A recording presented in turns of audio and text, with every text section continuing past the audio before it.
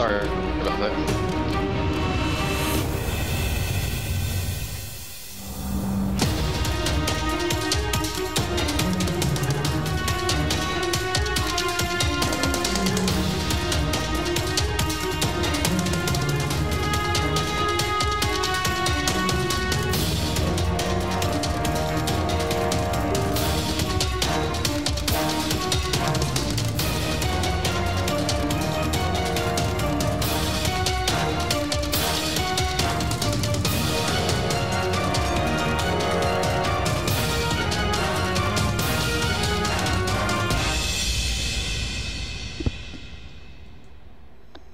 Hey, welcome everybody to the Sunday show. It is 8:13 and I'm about noon my time. We are going to discuss some questions that we're going to be asking Bill Ludlow and Dr. Fuzz Rana on an upcoming discussion, not really a debate, but a discussion that they're going to be having on 8/23, so about a week from now, a little over a week from now.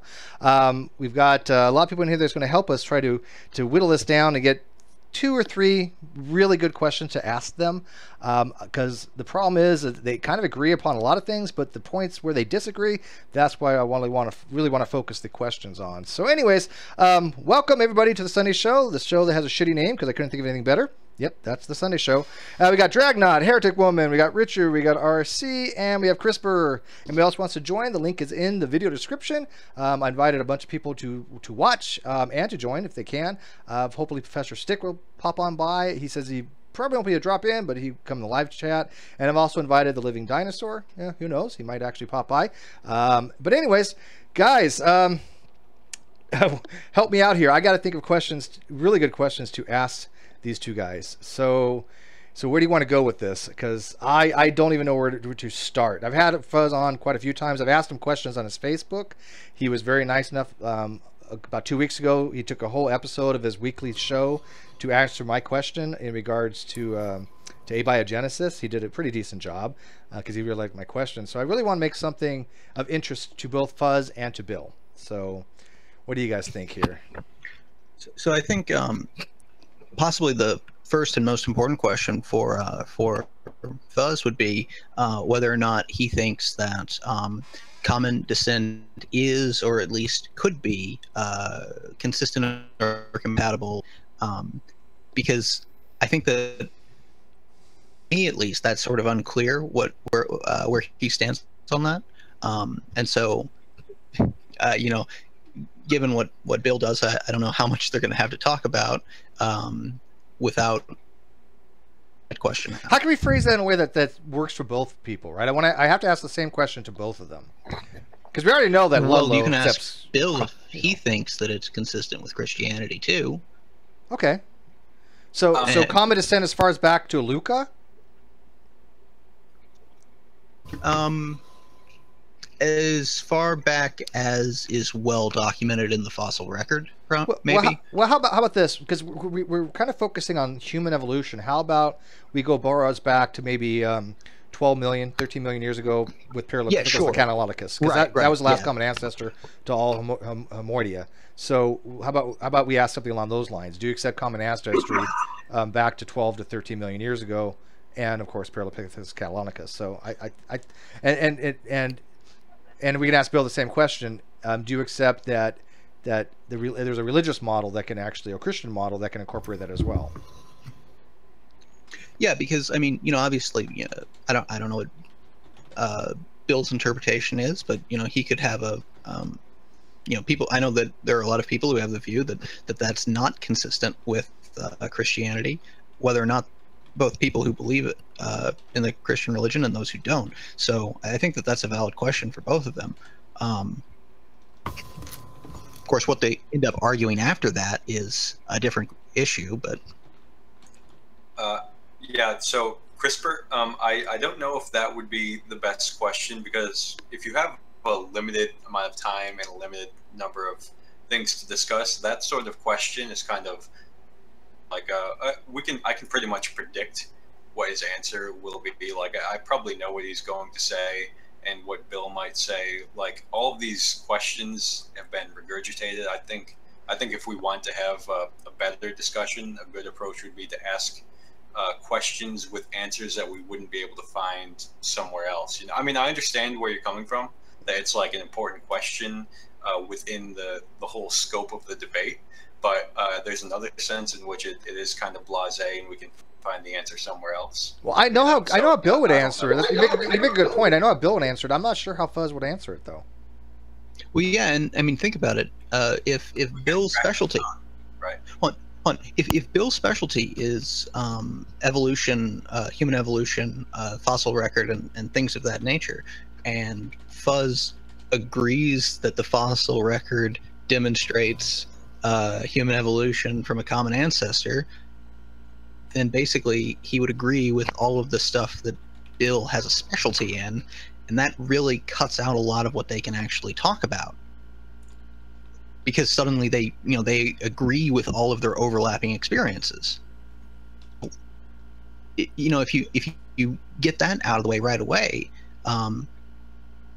then you can actually build a conversation from there. Otherwise, what are you going to talk about?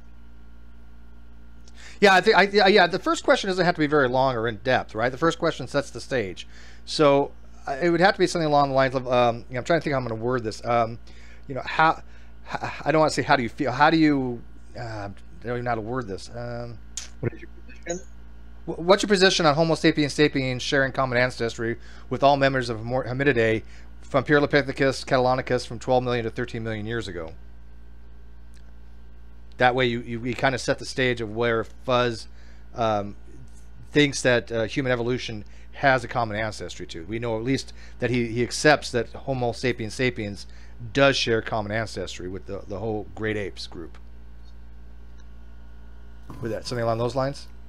Would a good question, would a good follow-up be for him to kind of explain what his basis is for coming to his position on that? Well, obviously his basis would be the Bible, right? I mean, well, no, not necessarily. It would be nice for him to explain it. Yeah, explain it in his words. Okay, so how about this? How about we state it in more of a sentence as an affirmative?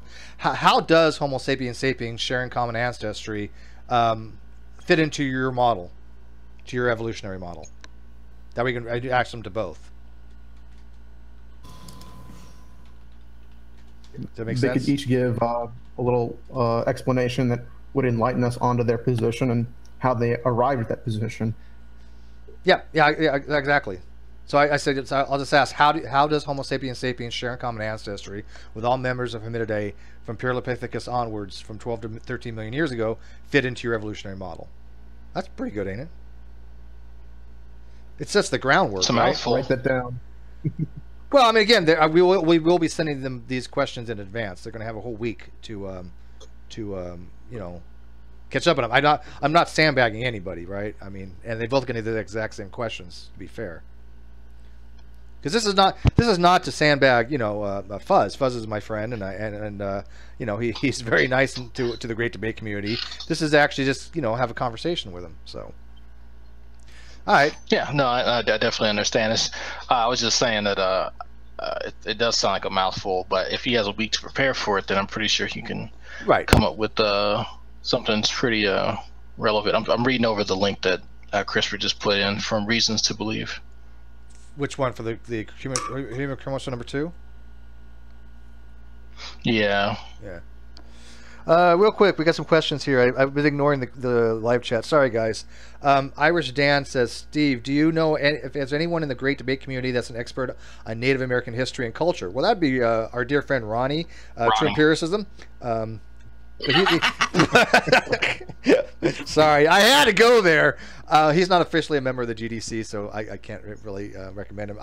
You know what? I don't know who would be an expert in American culture. I think I was having a conversation, or I was listening to one a while back where I think 23andMe or Ancestry.com, one of the organizations, they're trying to suss out the different tribes and what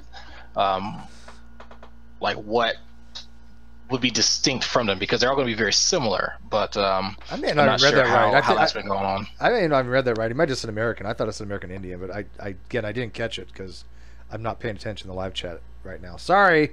I guess I really need to start.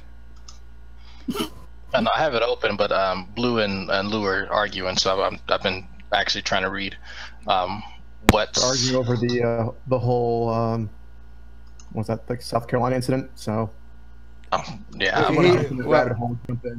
he wants an expert versus a Mormon and how they pretty much hijacked Native American history. You know what? I don't really care. Like I said, I have a preference toward Mormonism. Not that I believe in it, not that I don't think that they're wrong on a lot of things, but I think most religions are wrong. I just happen to like the people, and I like the way the thing's set up. So I mean, you know, if I ever was theist, it'd be a Mormon again, but that doesn't mean I actually believe their stuff. But I don't believe any theist stuff. Really? So, yeah, I like Mormonism. I really do. They have some crazy. They have such crazy stuff. Right, but what religion doesn't? I mean, let's be realistic. I mean, that's what I'm saying. If I had, but you know, if I had to go back, if I had to, on the crazy scale. Nah, not really. I mean, not really. And they're actually. And they're actually really not nice for women and kind of racist. I tell you what, I have never seen any racism in the church, and I went for years. I never saw a single bit of racism whatsoever. Women, yes, so, I will agree with you on the that. actual people racist, but the doctrine is incredibly racist. Yeah, I don't believe that. I've actually read the doctrine, but I don't want to talk about that. That's not the topic of discussion. That's not the topic of discussion. I studied Mormonism for like the last decade, but yeah, that's okay.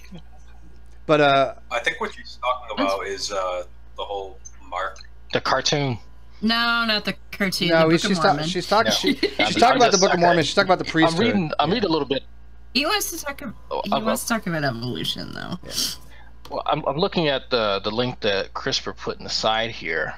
And one thing that really gets me is that there's this emphasis on, I don't know, Christopher, if you picked up on this, the evolutionist claim, the scientist claim, like there's this onus on kind of this scientist / evolutionist being, you know, the only authority figures on this, and it's just by their claims alone that what's being described makes sense. And I'm putting that in air quotes. And so, the language itself is bothering me a little bit, but whatever. But this, paragraph is this? About halfway down. Evolutionary biologists claim that this fusion took place in the human lineage sometime after it separated from the evolutionary lineage that led chimpanzees and bonobos. In other words, the apparent fusion of two chimpanzee chromosomes is taken as evidence for common descent and a shared ancestry for humans and chimps. I concur that the evidence strongly suggests that human chromosome 2 appears to be a fusion product, but upon careful reflection, I do not see support for the notion that common descent, but rather for the handiwork of a creator. That right there seems like it's a fucking argument for incredulity. Yeah, like, it doesn't seem like that's based on scientific evidence, based on, you know, me genotyping these two organisms. Here is where you know, we can parse out what is kind of happening here from, you know, I don't know. CRISPR, help me out. Well, I've talked to Fuzz on this. Fuzz accepts that the evidence looks like a fusion site. He just believes literally that God made it happen that way, which is again a non-testable hypothesis. The fusion. Yeah. He directed the fusion. Yeah, right? that's my impression of it as well. To the specific question of claim, right? What? Viable claim, correct? You broke up. He takes a sort of a probability-based approach. He wants to say that the probability of that and then being, you know, selected and established into the population is, the probability is so low that it wouldn't have happened, and yet it did. And you know, obviously I don't agree with that position, but that is the way he would try to argue it. Right. That's how I'm getting as well.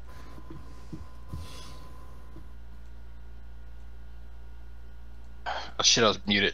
Yeah, it's this right here is disconcerting to me, because when I was having a conversation with one of my coworkers a few weeks ago, well, I should say a month ago, he was adamant that, you know, there are scientists working, you know, on my side to show, you know, that God did it. And I said, well, you know, I like Fuzz. He's a really, really nice guy. He is. I will never tell anyone any differently, but I think there is kind of a dishonesty here where it seems like, at least, that he's putting forth that his basis is scientific, when in reality it goes based on his personal credulity.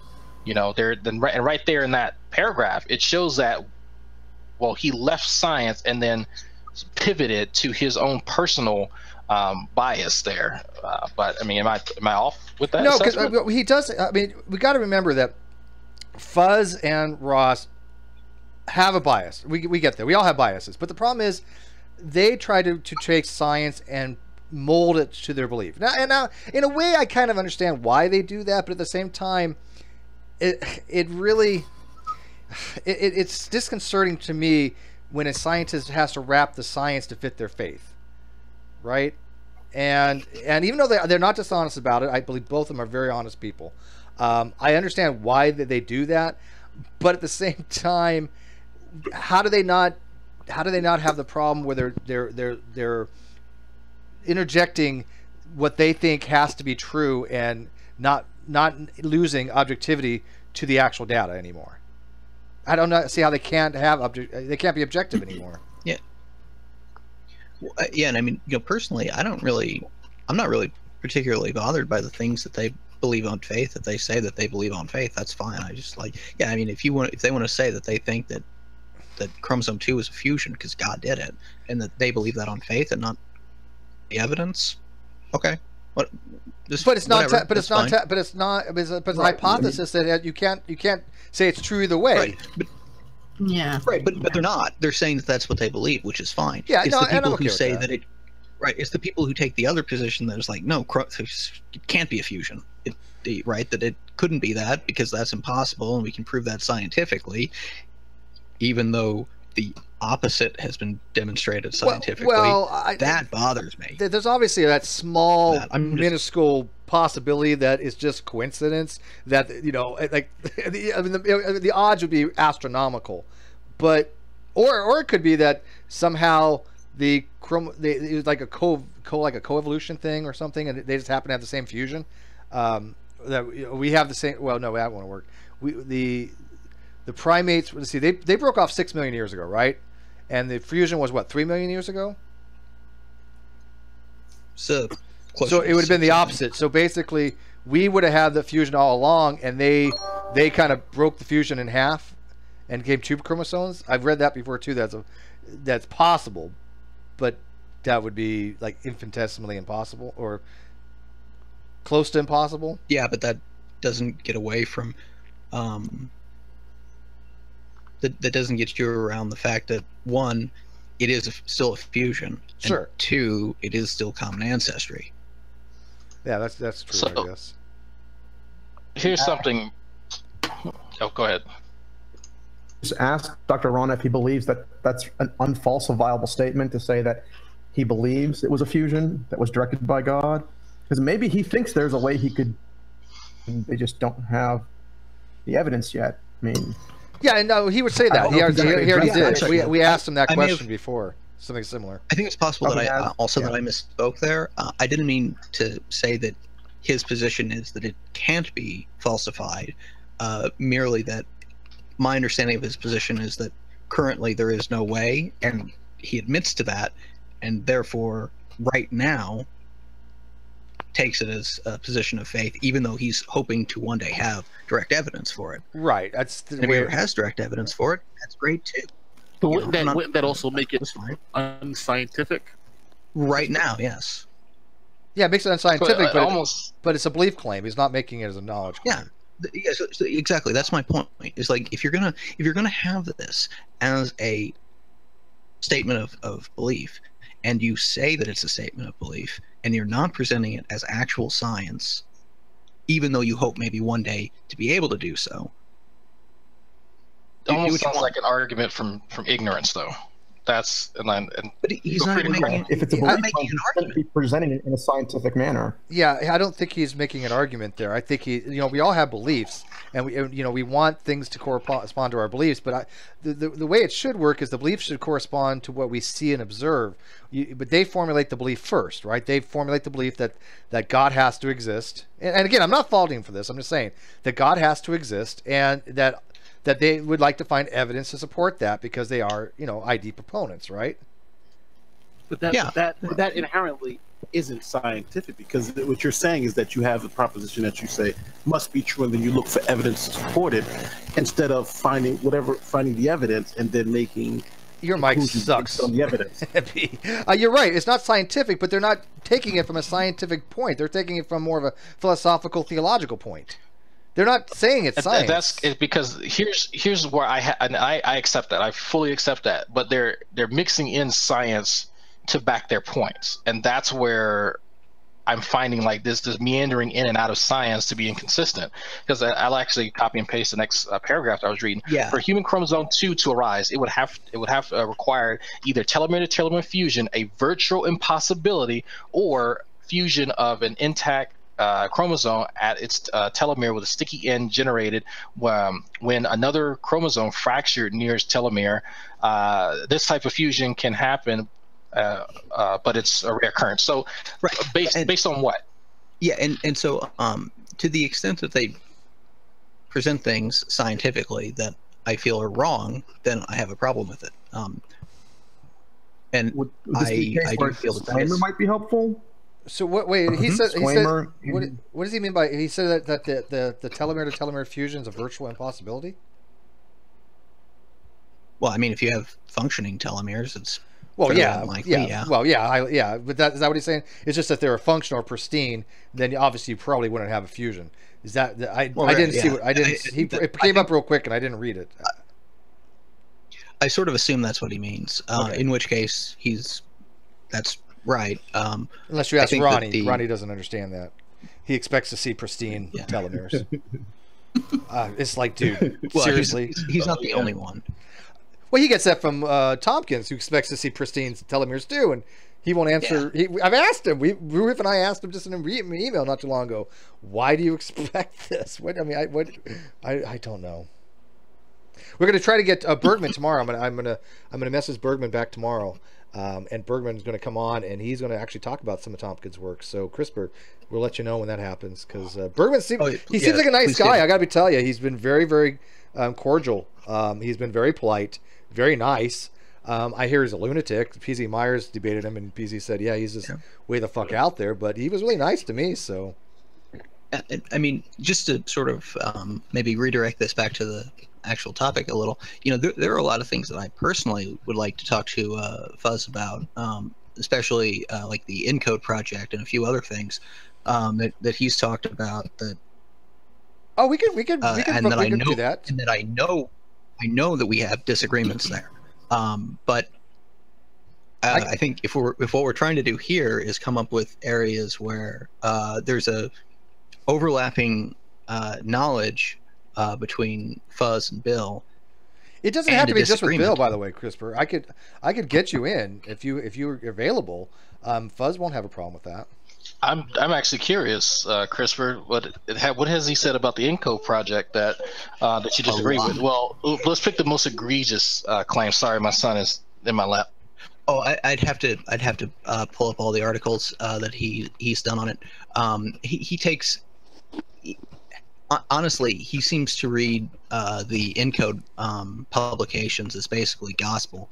I mean, and I mean with the end of the of their interpretations of it. So, you know, this is the 80% functionality interpretation, which is just so bad.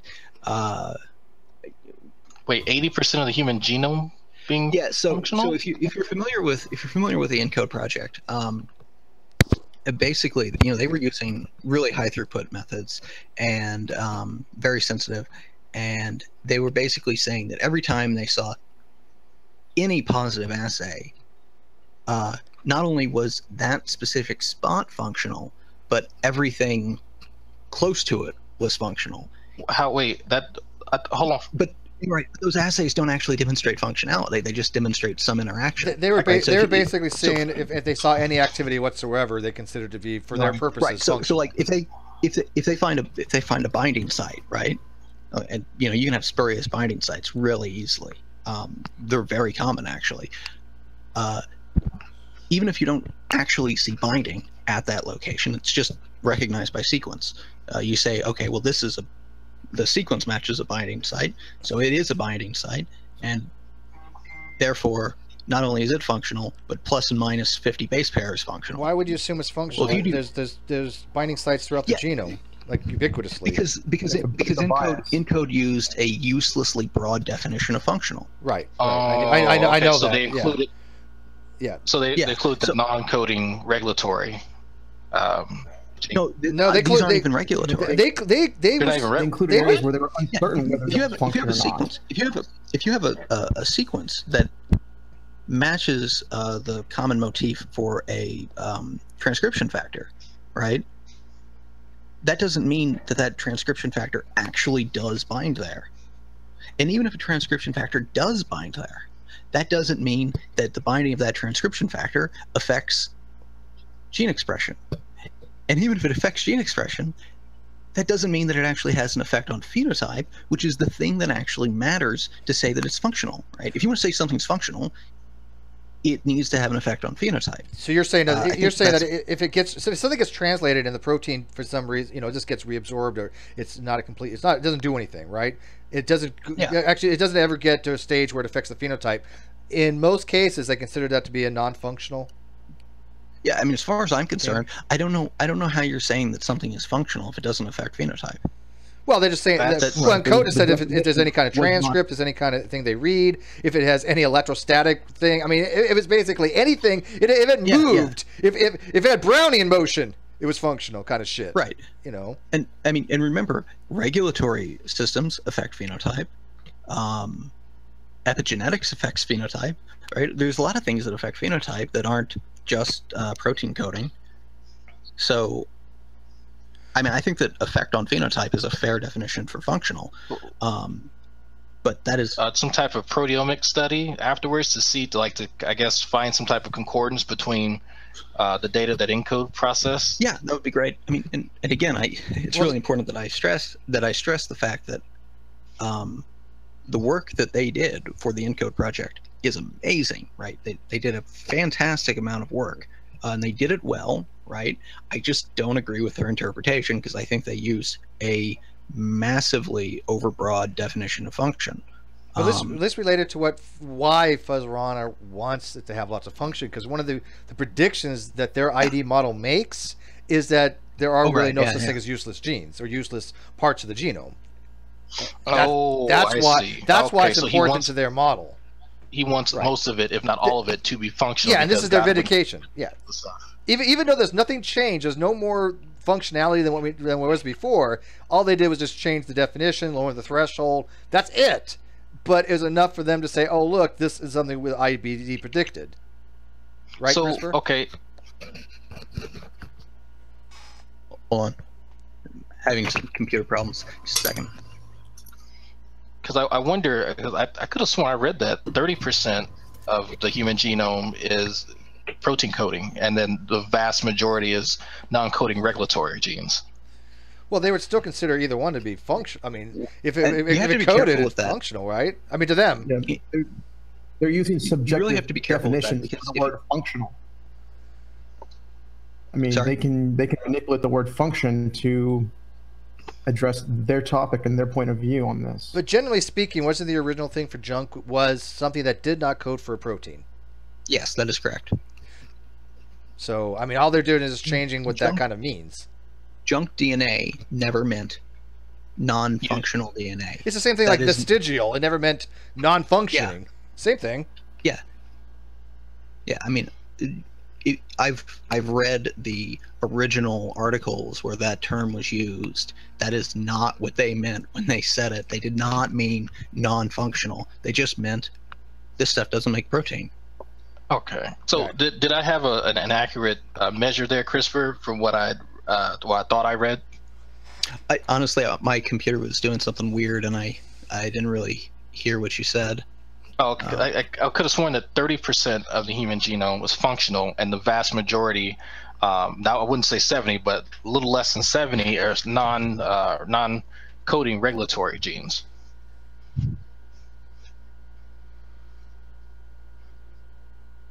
Can you hear I don't you? know if I'm accurate with that. Yeah, I don't know the exact number, but it really depends on what you mean by function. There are varying ways to use that term, and then based on how you use it, that changes it on the percentage that's functional versus non-functional.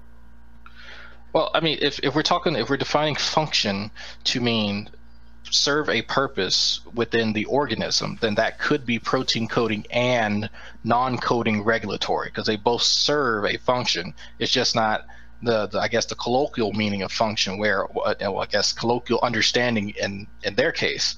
But yeah, because you can have something that serves a non-coding regulatory function that's just as important as protein coding. Right, but there could also be areas that haven't been studied well enough to determine whether they're actually functional or they're just remnants that are no longer functional. Right, and I think that's there's a slight distinction and nuance there. Here's the drawn out. Here's the definition that a code basically gives. They define functionality as meaning that the DNA has some specific biochemical activity. That could be anything. Can it be any more vague? Right. Yeah, which again could mean anything. And they didn't in every case necessarily even demonstrate that biochemical activity actually happens. Merely that there is the possibility for it to happen, which is obviously problematic if you're trying to say that it is actually functional.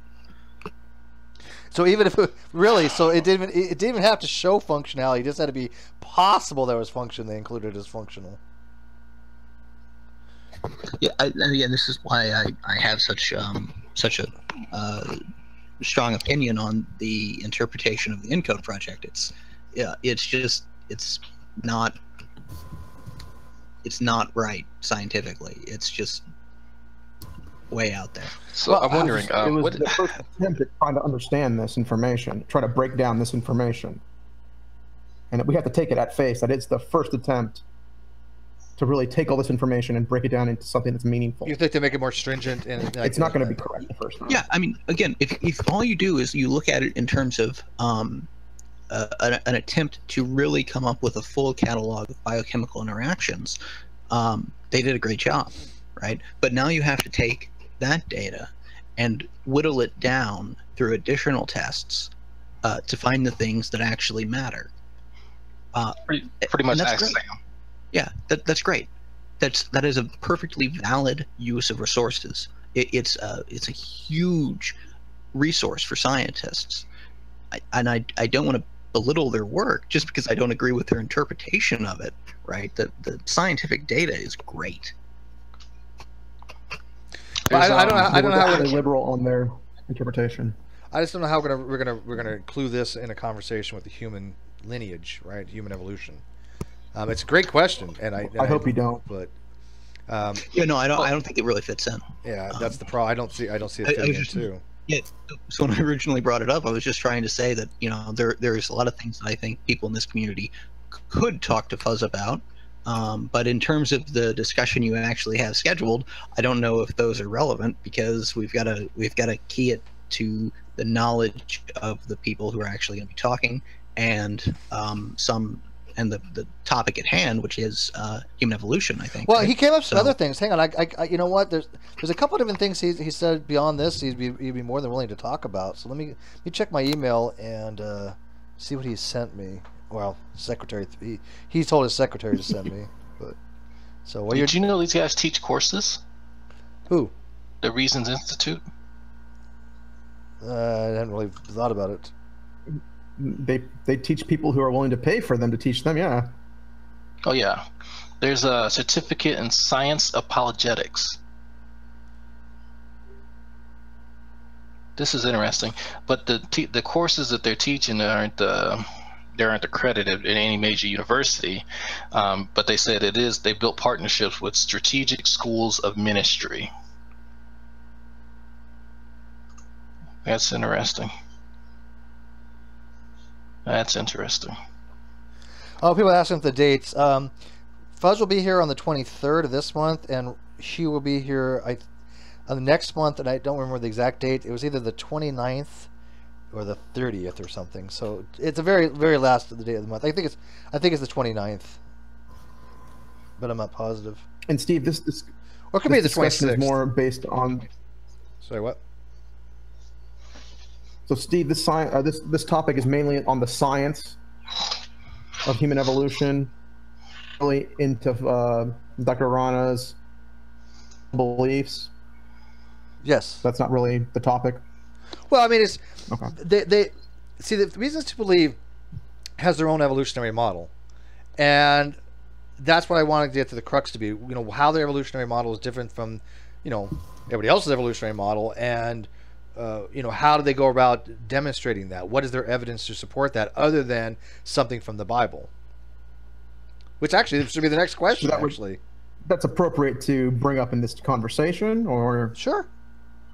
Okay. Sure, absolutely. That would be the kind of question I would like to hear addressed. He wants hard questions. He even said he wants 1 to 5 strong questions. And I assume they mean strong was the word he used to be difficult. You know.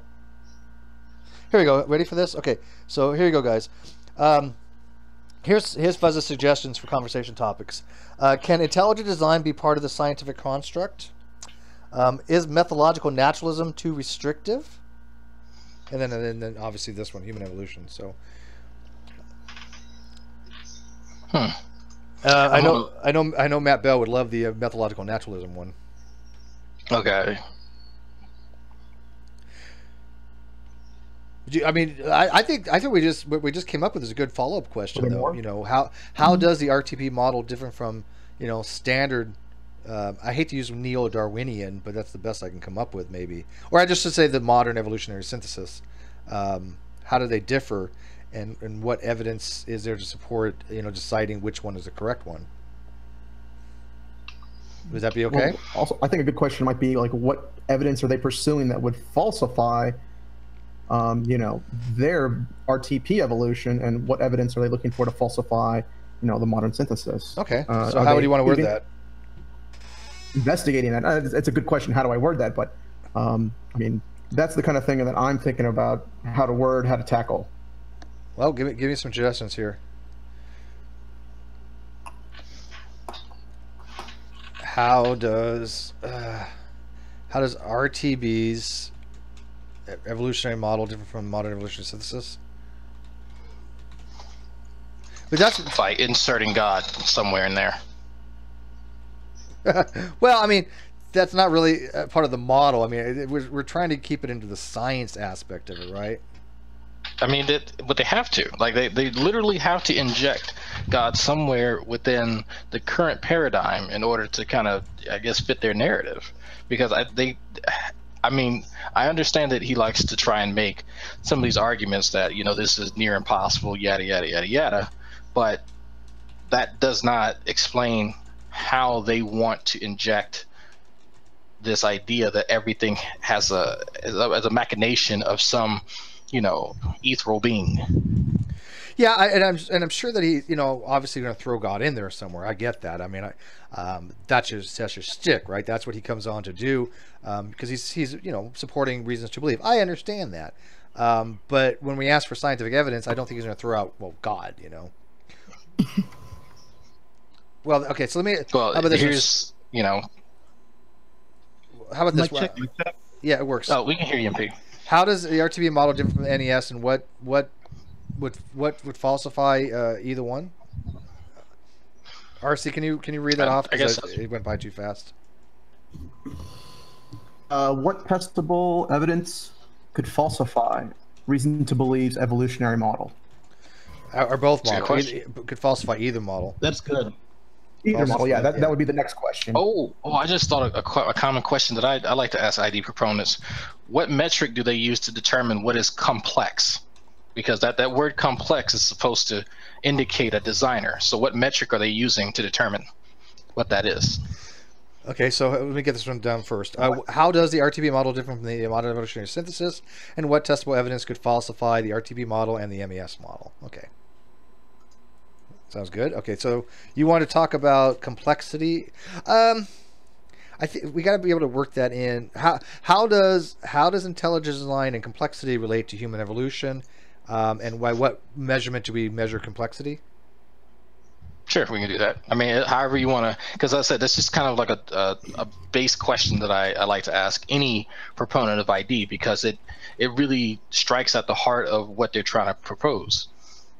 Sure, and well, I mean, evolution can account for complexity as well, so that's a fair question to ask them. But that's the question. What is? I mean, we can say something's complex, but what is that? Saying how they're defining it. Yeah, well, yeah, there's a lot of how are they defining it? Like, where's the demarcation between something that's simple and something that's complex? Yeah, there's a lot of different things I've seen for what comes into complexity. It could be, they can say that, something that is multicellular is more complex than a single one. Something that has a nucleus is more complex than something with a non-nucleus.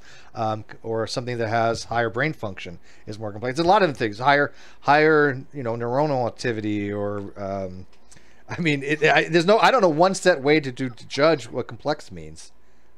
Yeah, that's going to be a tough question, because you might as well just Google it and just look whatever definition first pops up. And that's the problem. Well, that's why we want them to explain it. Yep. Yeah, and that's exactly why. What? Well, you know what? I would ask a question on the testability of it, about the last question. What predictions that could their model make? Because obviously predictability is part of the key. We asked that last time. To be a science. We asked that last time. What did you say? The predictions they made. Well, one was obviously the encode thing, the one with the junk DNA, but also that Hugh said that that it actually, their model predicts they'd find fossils on the moon. What? Yeah, you don't remember that? You don't watch any of these things, do you? Yeah, I know. He believes that when the moon. I think I was at the last one. Yeah, he believes that the moon was because of about 4 billion years ago, just when life was starting, and we would expect to see very, very, very simple fossil remnants of life. And it's not actually outside the realm of possibility. But the problem is it's not a novel prediction. Like ammonites. Okay, you're talking about like microbes. Well, yeah. you know who else thinks that there'd be fossils on the moon? Yeah, Nephilim Free believes there's whale fossils. I just got back. I was listening to a little interview that on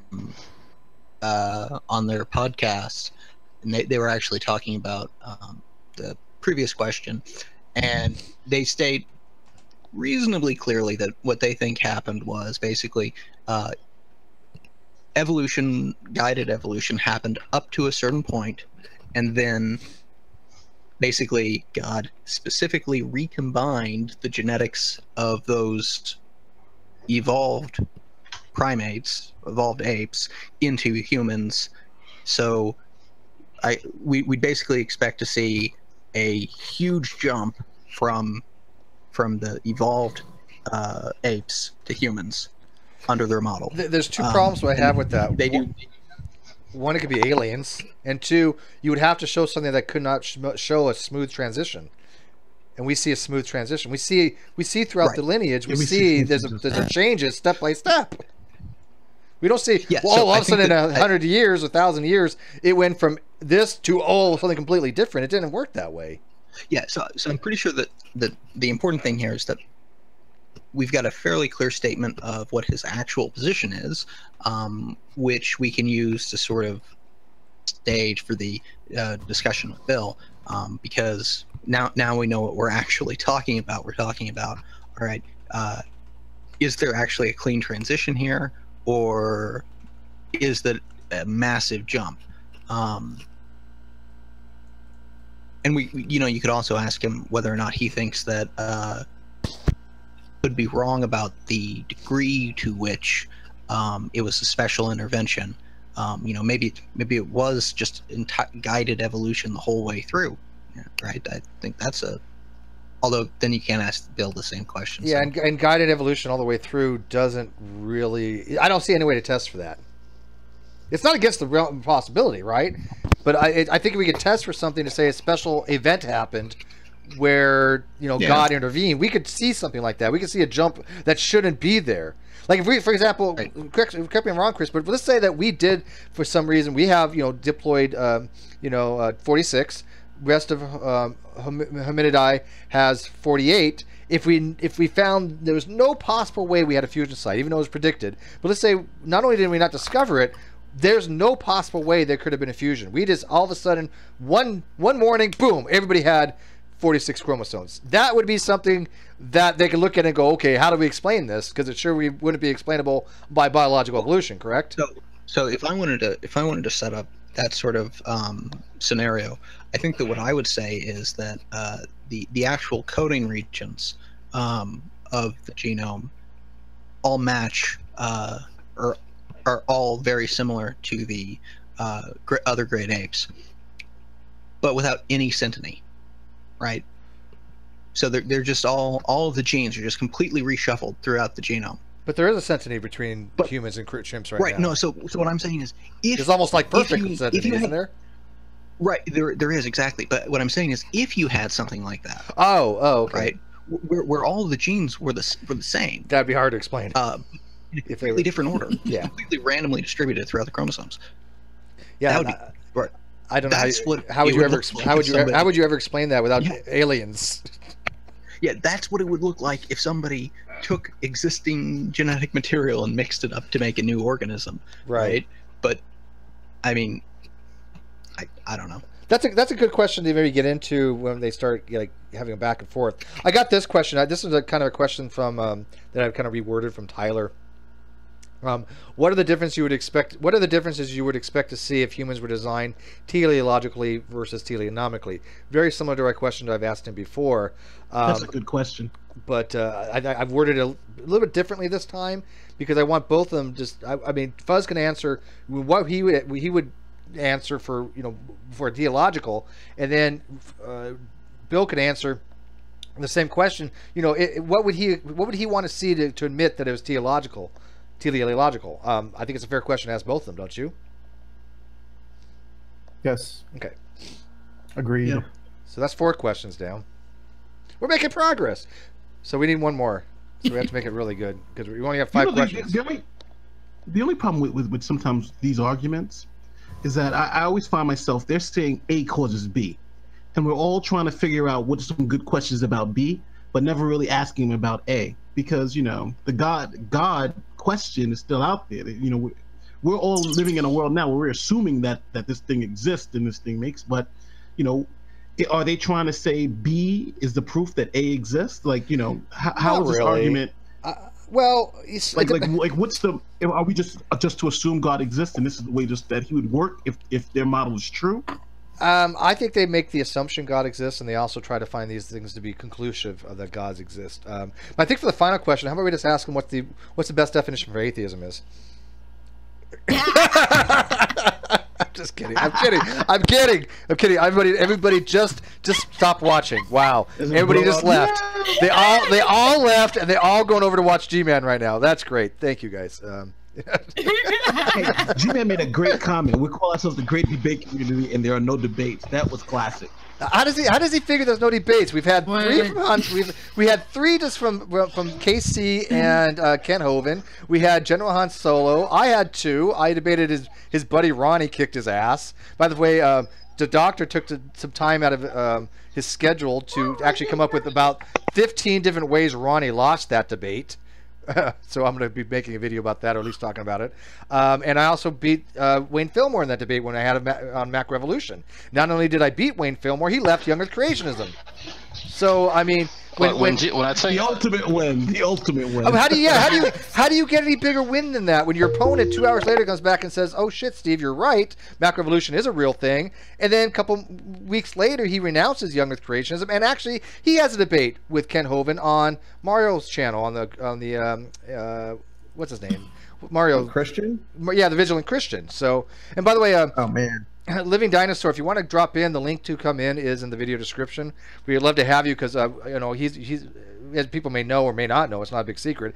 Living Dinosaur is back, and he's a biochemist, so he would probably be able to give us a question very tailor made to Fuzz, because Fuzz is a PhD in biochemistry. So if he wants to drop in here, we would love to have the Living Dinosaur drop in.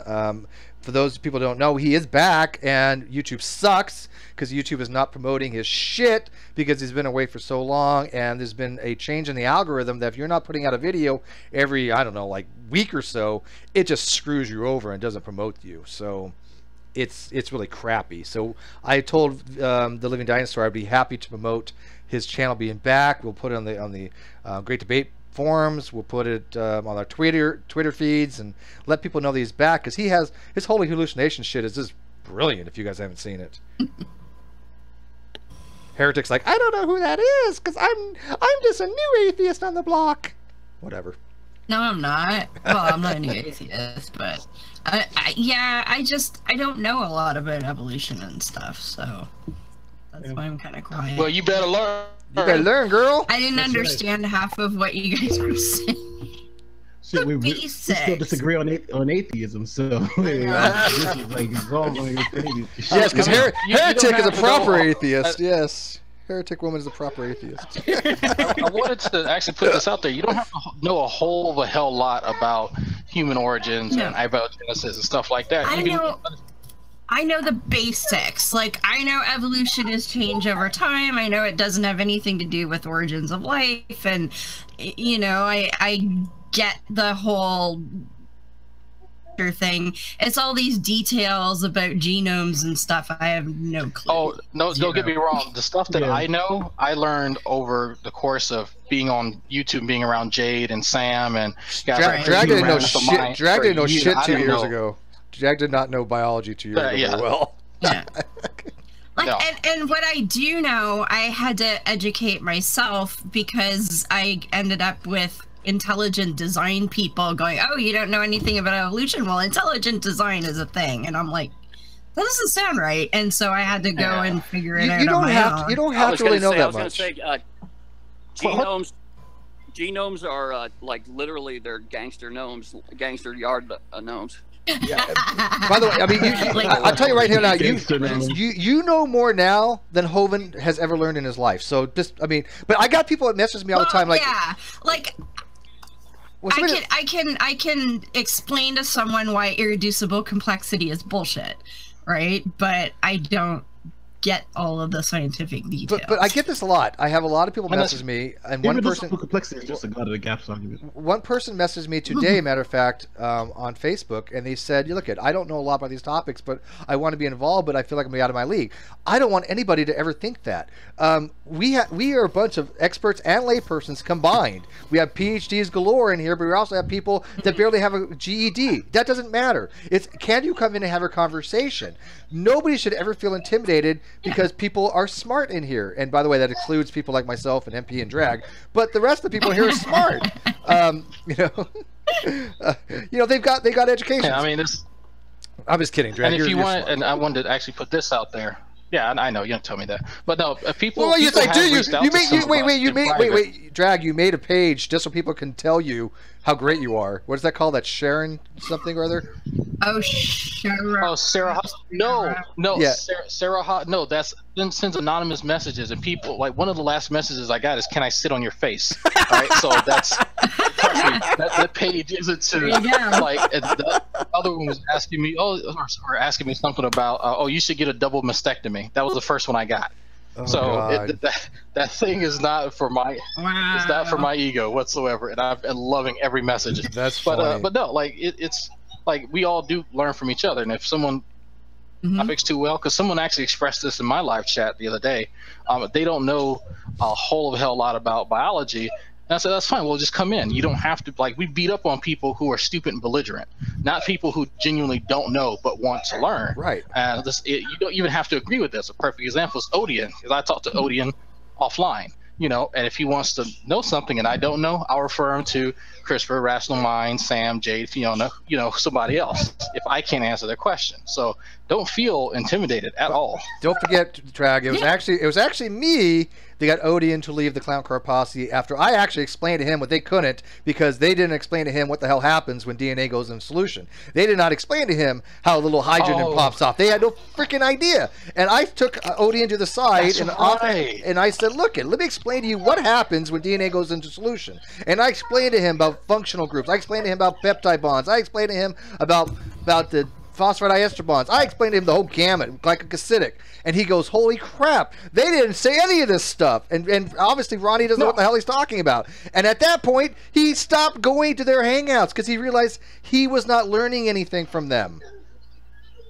Yeah, I mean, it's just like, and I'm not going to take your credit. He only reached out to several people, most of which was Steve. Well, the first person he reached out was to you, Steve, and I think he found your channel through your interaction because he wanted to find out who actually knew the topic. And so of course, he ended up leaving their side completely, not renouncing his faith, but understanding that Ronnie doesn't know dick all about these topics, you know. And so he's reached out to me a few times, and I've passed along to him some of the stuff from my courses to show him here, you know, here's how the DNA will anneal itself, you know, here's, you know, how replication happens, because he had a few basic questions that he knew he wasn't going to get answered from, you know, G-Man or Ronnie or any of the other clowns. Right. And see here, and here's the thing, I've never claimed to be on any level, you know, such as like Fiona or Sam, any of those guys, no freaking, or CRISPR or even RC, never. But I have had basic biology, right? So at least I'm not a dumbass, right? So I at least understand the basic concepts enough to explain to somebody who doesn't ever know anything about basic stuff. And it was like weird when like G-Man says, well, you know, Steve doesn't make any of these videos explaining anything.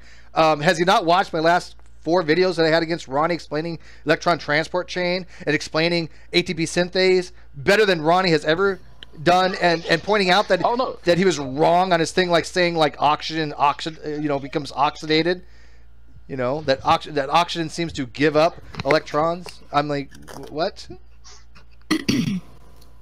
G-Man claimed that you were getting your butt whooped by Ronnie when you guys were having that video exchange, by the way. Well, that series of video exchanges. He claimed, I said, okay, on what point did Steve get his butt whooped? Oh, well, you know, that whole DNA and water. Okay, cool. So what about it? What did Steve get wrong? Oh, well, True Empiricism put it in his video. Okay, what did he put in the video, G-Man? He couldn't tell me. He could not tell me. And this is when we were in New York. He has no idea. Yeah, I know. That's the funniest thing. I'm asking G-Man the same thing. Yeah, G-Man, what did I get wrong? I mean, even Ronnie can't explain what I've gotten wrong. Even though he said he's corrected me. How many times he said? I have yet to have one specific case where Ronnie has corrected me on anything. Now, the other people have. I've been corrected by Hogtie Champ. I've been corrected by Rumpus. There's people that corrected me. What about that trisomy thing with Down syndrome? I had nothing to do with that. Right? I had nothing to do with that. And I actually messaged HTC Hogtie Champ during that. And I said, "Hey Hogtie, I think Ronnie's right on this." Because I actually remember something Fiona had said about this, and that I remember there's about a 4% chance of trisomy leading, or excuse me, ribosome translocation leading to a Down syndrome, a trisomy. But yeah, so I even told him, yeah, I think Ronnie's right on this. I had nothing to do with that debacle. Just FYI, by the way, trying to give Ronnie credit for the one time he was right, you know? It was a minor, yeah, but that was a minor point, and he wasn't even completely right. That's the problem. Even when he's right, it's like a half right, because he didn't understand it's a second generational thing. Right? He doesn't get... In which case, the translocation didn't cause it. The inheritance of the translocation. It's a precursor, in a way. But he thinks it's a direct result, and that's not how it works. So is he right in a trivial way, I guess? But I mean, if we want to give him points, he can feel validated and get the point. But yeah, sure, whatever. It's minor. I mean, yeah, it is what it is. Still hasn't corrected me on anything. But overall, the issue is that a lot of as me and somebody, sorry, my son's losing his fucking mind right now. Seems like it. Right. So the clown car posse really doesn't have a monopoly on, you know, brain power. It is what it is. But what we want to do is, I guess, try to get people who adhere to some of these ID arguments and like suss out exactly what they're saying, because I will always give Fuzz and the Reason to Believe folks credit for being very cordial and being open to having their ideas tested. I can't help to feel as though they do meander in and out of the scientific realm at their leisure, and to me that does not seem like that is the most honest approach that one could take. Yeah, because if you separate the science and then go, here's our, because if you read like what CRISPR has to the side here, I mean, it's just like they'll acknowledge the science and then they go, okay, well, here's my belief. And by the way, Ronnie's claim, yeah, Ronnie says he corrected me on the price of Popeye's chicken, but no, I'm just kidding. But actually, he's wrong on that, because Popeye's chicken not as good as Church's, people. Fact, Church's chicken is better. Oh, That is an objective fact that I know from God. So just let you guys know. Actually, Odian's here. Odian. Yeah, I know. I was going to say, welcome, Odian. Say who you've learned from more. Have you learned more from Ronnie or Steve? I've learned way more from Steve and you guys. Oh, way you're more. so sweet. You're a sweet man. Did we make you renounce your faith? No. Did we even try? So I mean, it stands to say that, you know, if we're actually in a pursuit of knowledge, then that showed that it's. Oh God, child, I'm going to lock you up. Go sit down somewhere. Jesus. Stop giving the kid so much sugar. I didn't give him shit. I gave him a Go-Gurt this morning. Right, and because you know, remember that this is not a fight between religious people and non-religious people. It's a fight between sane people and crazy people. Well, isn't that what I put in the welcome video? Yeah. That it's not about theists versus atheists. So, it's about rational versus irrational. Right. So like, nobody's gonna ask you to give up your faith, Odian, because no one cares. We just want you to accept the science. That's it. That's all I care about. Once you saw it, you did. I'm not. See, here's the thing. I'm not an activist for theology, right? I'm a temporal agnostic, so I don't care one way or another. If I really wanted to promote my channel, make it bigger, if I was an atheist activist, like for example, like genetically modified skeptic, heretic. Well, heretic. When your channel's not that big, I was using bigger channels like Holy Kool-Aid or Godless Cranium. They have 10,000, 20,000. Cosmic Skeptic has 125,000. But I'm not going to change my theological approach to things because I'm not an activist, right? I want to remain the temporal agnostic because I'm focused on the science. I don't give a shit if you're a theist or an atheist. I want the science to be correct. I'll leave the discussions between the theist and atheist to other people. They'll get bigger channels than us. I get that. Right? They really will. I mean, look at you know, like something like Jacqueline Glenn, for God's sake. She's got 500,000 freaking subscribers. You know, because she's an activist. When you go to copy and paste. I was gonna say she doesn't actually. I tell you what. She had a really good video yesterday, and I'm critical. I'm all critical about her. Who made it? She did. Social Response made it for her, I'm sure. No, I mean, I admit she plagiarized the shit out of oh God, what's his name? Scott Clifton. What's his hand always go by? Oh, come on. What's his handle? He's been in the community a long time. Come on, The Living Dinosaur made a video on it. Or at least he mirrored it on his channel, I think. Remember she plagiarized... No, Scott... no, it was Scott Clifton. He's an actor, but I can't remember what he goes by in the community. His handle. Oh, the guy who played in General Hospital? Yeah. The guy who played that? Yeah, what's his handle? I know who you're talking about. Theoretical bullshit. Theoretical bullshit, thank you. Yeah. Theoretical bullshit. Yeah. And she plagiarized the shit out of him. It was obvious. But she had a really good video yesterday on the fact that there's I can't remember the transgender's name, giving her shit, something Kelly, that she says she would not date a transsexual. She likes somebody that's a male, that's born male, that's cisgender. And I find nothing wrong with that, right? But she's getting a lot of shit for it. By the way, we got a special guest coming in, so hang on. Hey, welcome, Living Dinosaur. Good to have you. Let's see if his mic works here. But we'll get back to that heretic because we'll talk about that video if you haven't seen it yet. Because I do stand by Jacqueline on this, you know. And I don't think it's homophobic. I don't think it's bigoted.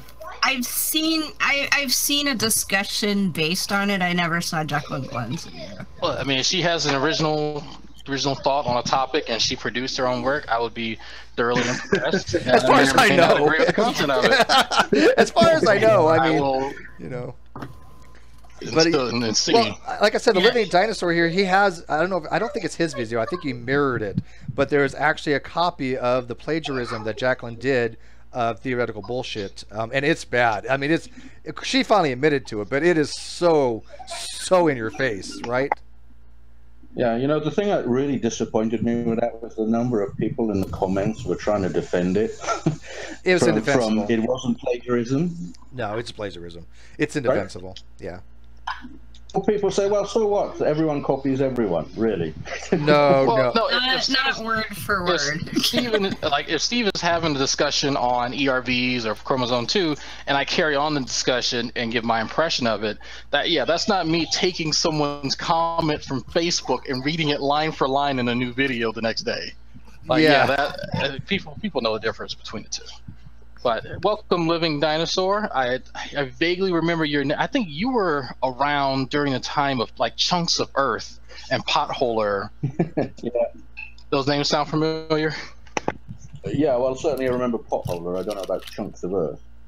Potholer was just on the other day. He's actually having a debate with Stephen Crowder on with Louder with Crowder, and it's going to be on DPR Jones' channel. They did a test the other night. Oh shit! DPR figured out how to operate barely. Fuck. Yeah, I was quite surprised myself. I even told him I talked to him. We were. Wait a second. Are you saying that Potholer needed advice on technology from DPR Jones? No. It was the other way around. No, I was surprised DPR found out how to get back on the internet, because I spent like an hour and a half, like at midnight, trying to get his Google Plus to work, and he and I haven't talked in a while, and I figured he just gave up on the internet. So yeah. Yeah, he's not very tech. He's not very tech savvy. DPR Jones, gotta love him, but he's kind of a Luddite. So that's an understatement. That is an understatement. They say that first impressions. What they say that, people would go by first impressions a lot. Well, the Living Dinosaur, great to meet you. He mentioned ERVs in the chat earlier, and I went, yes. That's why I popped on, because I think the ERV thing is, I just don't see how an ID person justify or can explain ERV. I mean, we know they're not functional. We know how they got there. So why the fuck are they in exactly the right places that's perfectly concordant with common descent, and yet they're functionalist? There's the intelligent design there. So I don't know how you answer that question. Can we first go over what ERVs are and what their positions are, and then we'll kind of work toward how they rationalize that within their within their ID paradigm. Right. First, can you explain just what does non-functional mean? Me? You talking to me? Yep. I was talking to Greg. Because he was suggesting that we start and settle on one thing. Well, we were having this discussion with CRISPR earlier. So if I define functional as protein coding, then okay, well, only a portion of the human genome is going to be quote unquote functional. But we know that non-coding regions of the genome serve a function. That is, they serve a regulatory function for other genes that do code for proteins and some that don't. So the issue is that really nuance the word function and understand what the ID proponent is saying when they say function, because we may be talking past one another until we solidify that point. We really can't go anywhere. And you really have to be careful at the moment about what non-functional is. It's not just regulatory stretches. So there's a whole field that's opened up in the past few years with the three-dimensional arrangements of chromosomes. And it's becoming clear that, what used to be called junk DNA may serve a structural role inside the nucleus. Still junk DNA. So it's still junk with regards to coding, right? But if you're using the word functional, you can easily get an argument back saying it does function. So with ERVs, we know that they're they're the remnants of viruses. We know that they've been mutated. We know that they no longer function as viruses. So we know how they got there. Non-functional, because they're not functional viruses. So what are they doing there? Why are they in the right positions to be perfectly concordant with common descent? I mean, I think that's a much tougher one to answer. You can say, well, okay, the designer needed them to be in that place because they also have some other non-viral function, but then tell us what it is. And I mean, I just don't see how you answer that question. So the question you want to ask Rana would be more along the lines of, what would be the function of ERV? Why would the designer put ERVs there? For what purpose? Okay. I mean, what are okay? So why would he put them there, and what are they if they're not old inserted mutated viruses? Well, let me run this by you. I might be way off on this one, so don't laugh at me because I'm not I'm not a biologist. But is it possible that some of the genetic information from ERVs can be de novo genes to form new genes? Well, you know, why do they have so much homology with retroviruses? No, I'm right? saying could God have put them in there to be genetic material that could be used to form some kind of de novo genes? Right? I mean, yeah, God could have done anything. That's the beauty of the argument, right? Well, either we don't know or his mysterious ways or whatever. So at the end of the day, you've either got to accept that, you know, we can observe the universe running under physical principles, or we can do that, but when we feel like it, we can throw it all out the window and say the pixie in the sky did it. Well, so they have an understandable I don't think it's a situation like that. I think it's a situation where they hold a theological position, and they just want to see if the position, or the view that they have conforms with their theological position. So I don't think it's a situation where they think that God constantly intervenes and do certain things or do anything in particular. Well, I think that the RTB does do that, though. Definitely. But Odeon, RTB does believe they do believe that God intervenes, and he intervenes like in micro steps, right? So it's almost like a contiguous function. Okay, well that's completely unprovable. Sure. I mean, how do you distinguish a microstep from a mutation and selection, right?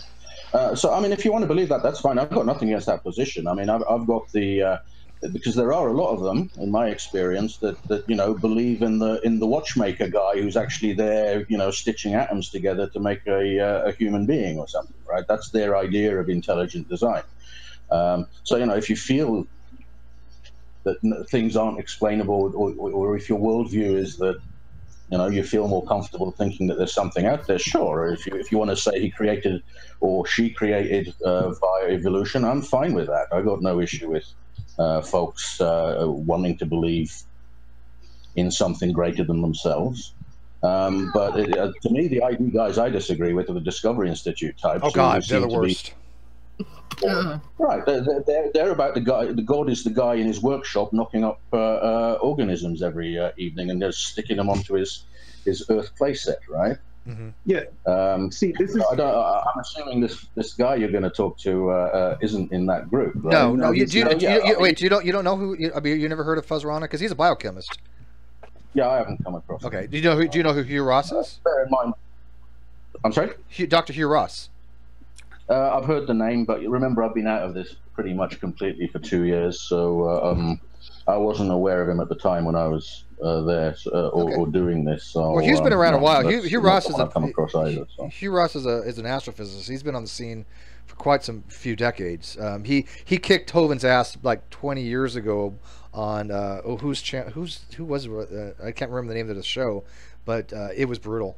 I mean, he just annihilated him. In that case, I've seen a number of biologists debating Hovind and other creationists. So I may have seen him. I just can't connect the names. What do you think of KC's third debate with him? Pretty brutal.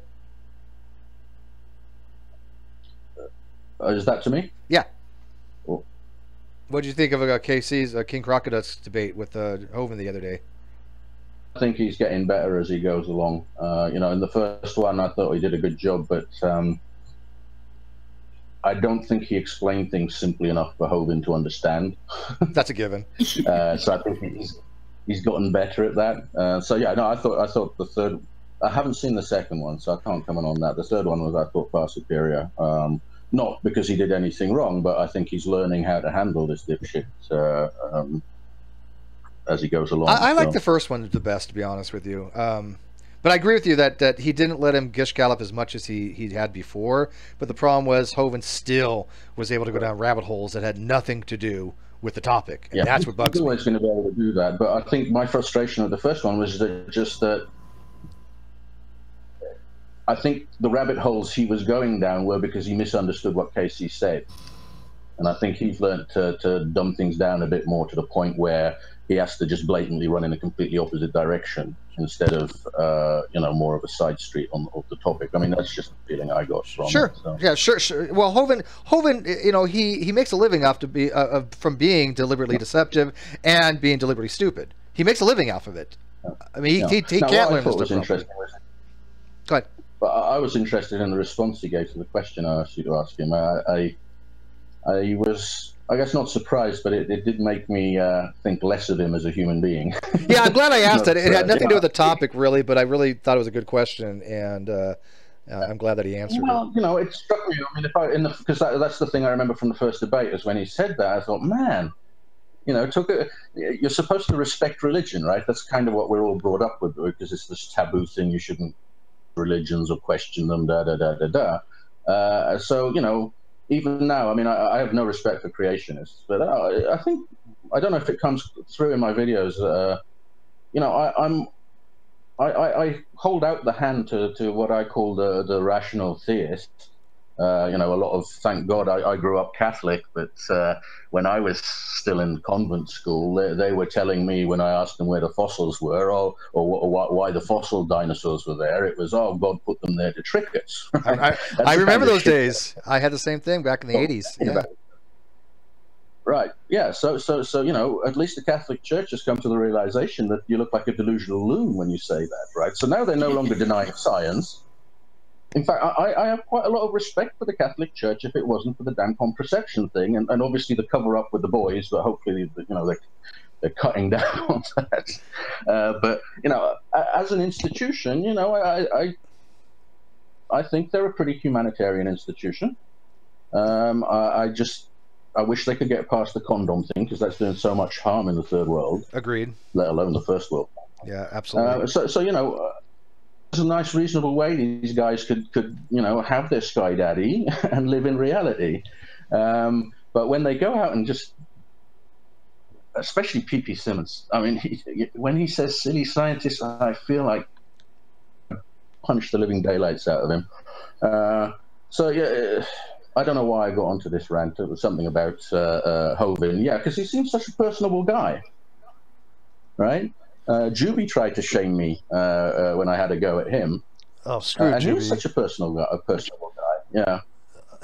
He's a twat. He's a twat. You think so? Ian Juby? I think he'd be a likable guy to have a beer with if he drinks. Really? I would. I don't know. I mean, how about Nephilim Free? He's you remember him? Yeah. Do you remember Nephilim? Well, I think Nephilim Free is probably a secret Catholic, because I would not be surprised if he was in the habit of walking into the choir boys' changing room. Yeah, he used to be an arch nemesis of mine back in the day. He just kind of fell off the planet. Actually, the reason why he fell off the planet was because he couldn't figure out how to do the new format. And the only people willing to help, yeah, I swear to God, the God that atheists don't believe in, he couldn't figure out how to do this kind of hangouts, and the only people willing to help him were atheists, and he thought that they were trying to sabotage him because he's paranoid, and yet it was really people really wanted to help him out because he was a lulz cow. I don't want to see him to go because I enjoyed mocking the shit out of him. I do. I'm sorry. It sounds bad, but I kind of enjoyed it. Jones made a video about whether Nephilim Free was insane. Quite a good video. Yeah, that was his video. Nephilim Free is insane. Yep. Yeah, I mean, what happened to him? I think there might be some truth there. So I kind of stayed away from him after a while because I just thought he was mentally not quite there. He's not. Yes, he's not. What happened to DPR? DPR's around. He's doing a show on the 22nd. Does he just do live stuff now? He does the Magic Sandwich Show with Hogtie Champ and occasionally the Rumpus, and he'll drop in here every so often. He does stuff in private too if you pay him $20. Yeah. No, he'll drop in here. That was a joke, right? Yeah. That was a joke. No, he's not on Chatterbait. No, he's finishing up his PhD. That's why he's been busy. See, I don't know if you guys remember when I was kind of posed a question on how fast creatures evolve in certain different locations and why the diversity basically explodes in certain climates versus others, right? I guess I wanted to get a handle of to see if there's a pace in terms of how fast populations evolve. To see if there is a possibility. Huh? And go ahead. And so the reason why I was thinking about that was my issue just with any form of ID argument, even if it's just evolution with a little bit of ID or some form of accelerated form of evolution in terms of the way of how God would intervene at whichever point. How do you even detect that?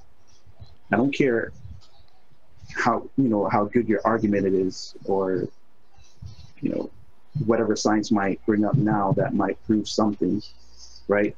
How do you determine something like that? Well, that's the problem. You couldn't. You can't. That's the problem. We can see by the molecular clocks how things vary. If you remember the debate that I had with Wayne Fillmore, one of the things I brought up was in cladistics what we would expect to see for forming new species in a clade based upon population and death rates, right? And these are formulas that work. I mean, you can actually see them in action because we have seen a certain amount of species and a certain amount of clade by these models, right? And they're contiguous. You don't just see species pop out of nowhere. There's a precursor to all of them, especially in cladiogenesis. They have to come from an ancestral population. And with intelligent design, how would it be any different? Unless it's suggesting some kind of special creation, a moment in time where God intervenes and souls man, or the worst way would be with God, every generation, God puts his finger on it and says, I'm going to create these genes. I'm going to make these couple of unique mutations. That would be a waste. That would be such a waste of God's time, I think, right? But and I'm sorry, go on. That's my view too as well, right? Why create a self-sufficient system only to, at the end of the day, constantly intervene in order to do what you set it up to do? That's how I look at it. If he created this to be self-sufficient and start to finish, why would he have to intervene every microsecond or whatever? Every Planck time, God's in there tinkering. Go ahead, I'm sorry. Go ahead. Yeah, but what you're talking about, though, my understanding is that's not called intelligent design. That's called directed evolution. Yeah, no, it is directed evolution, right? But intelligent designers, there's different types, and some advocate that directed evolution. Right. Okay. So that's the one I was referring to earlier. You just can't disprove that. So if you want the warm and fluffy that someone's looking after you, my understanding with the Catholic Church is that they don't even believe that apart from the humans. That's where the finger comes out of the sky and tweaks the genetic code somehow. Right. And that's fine. Okay. As long as you're not denying the way evolution works, that it's happened, that the universe is 13 billion years old, the Earth is 4.5 billion years old. That occasionally God wants to tweak things because it makes me feel better. I mean, they won't say it because it makes me feel better, but I can't think of another reason. But if you want to believe that, fine. You're not really denying the bulk of science doing that. So I've got no issue with folks doing that. You can't disprove it. It's not a scientific hypothesis. And I don't think you can find an experiment where you'll show that happens, right? That's why it's non-scientific. So good for you if you want to believe that. But that's not what I consider intelligent design. Yeah, that's one thing Go ahead. Go ahead. And if they ever manage to come up with an experiment to prove that, that's cool too. It'd be awesome, actually, in a way. I mean, I think intelligent design is bunk, and I don't think it's science. However, I'm all for it in philosophy, and I'm all for them trying to find if they think there's something legit to it. Go search. Go do the proper due diligence. I'm all cool with that on your own dime, but they're not there yet, right? And it's not a competing theory to evolution. It's not even remotely a competing theory to evolution. So that's the problem I have with it. What evidence are they going to come up with? God works with SNPs and indels. Like, I'm not sure what. Yeah, pretty much. Yeah. I think it's charitable. To be fair, I think it's charitable just the fact that we let them, I don't know, debate with us. Is that mean to say? I don't know. To be fair, it's their problem to figure out what evidence they're going to come up with. Right. That's their burden. My problem that I need to come up with the evidence for their position. They've got to do that. Yeah, that's their burden. Right? If they come up with something, that's great. And I'd love to see it. And let me reiterate. I'm not pursuing it. Right, and I don't think it should be funded by the government, or it should be, it should be private stuff. Let them spend their money the way they want. But let me reiterate, again, the great debate community was never set up to be atheist versus theist. I mean, granted, the whole thing from great debate means the great question is, God exists, but it's expanded from that, and it really is now rational versus irrational. I don't think theists are irrational by any means, but there are a lot of irrational theists. I think all young Earth creationists are irrational. I mean, just every one of them. Just every single one of them is irrational. I've never met a rational. Yes. Do you guys know any? Flat Earth are pretty much the same. Have you ever met a rational young Earth creationist? Because if you have, send them my way. I'd like to talk to them, because I don't think I have. Have you guys? Seriously? No, they don't exist. Okay, that's it. It may just not exist, because I've never ran into one. Well, are you saying that the vice president is not rational? Yes. Yes. Yeah, absolutely. Yes. Yeah. Yes. I'm okay with that. Oh, he's a dominionist too, to boot. Yep. Like and that's scary. That's scarier than what he thinks humans have dominion over animals. Steve, I do have a question about as far as theists being rational. Go for it. Where are like the George Lemaitre's of our time? There's not too many left. There's not too many. By the way, Kaiser, I got to tell you, I've really been liking what you've been posting. You've had some really good things you've been talking about as far as because of this Big Bang stuff we've been talking about in cosmology with KC. Your comments have been spot on. You really know this stuff. I'm actually, I want to say I'm impressed because I know you're smart, but you've been really spot on, dude. I can't. I have to take this with a pill of humility. You have no idea. I'm not nearly as smart as you think I am. But as far as Casey, when he talks about the more you know, the more ignorant you realize you are. That hits me like right at home, because you have no idea how stupid I feel. Like the more I learn, the more retarded I realize I really am. Yeah, because every one thing you learn, you realize there's like 5 things out there more that you could go, to that direction. I mean, that is why there's people specialize, right? I mean, there's just such a vast amount of information out there.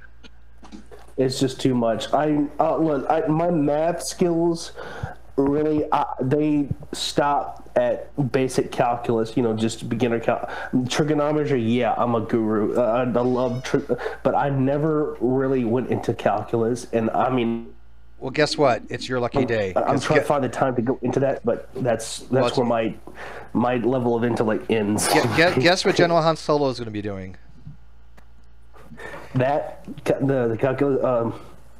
He's going to be on the other channel, the Great Debate Community channel. He's going to be conducting math classes starting. He wants to start at pre-calculus. I told him he should start with algebra, and then work probably up to Calc 2. And I think it's going to be awesome. I've seen his notes. I could understand pretty much up to the very end. For some of the people in this community, he may need to start earlier than that. I know, but a lot earlier. Well, and his notes too. His notes actually start really basic, like x plus 2 equals 7. Find x. This is a number line. I suggested that to him too. Start with real numbers, rational numbers, whole numbers, integers, complex numbers. Starts with the sets, and then kind of build up from there.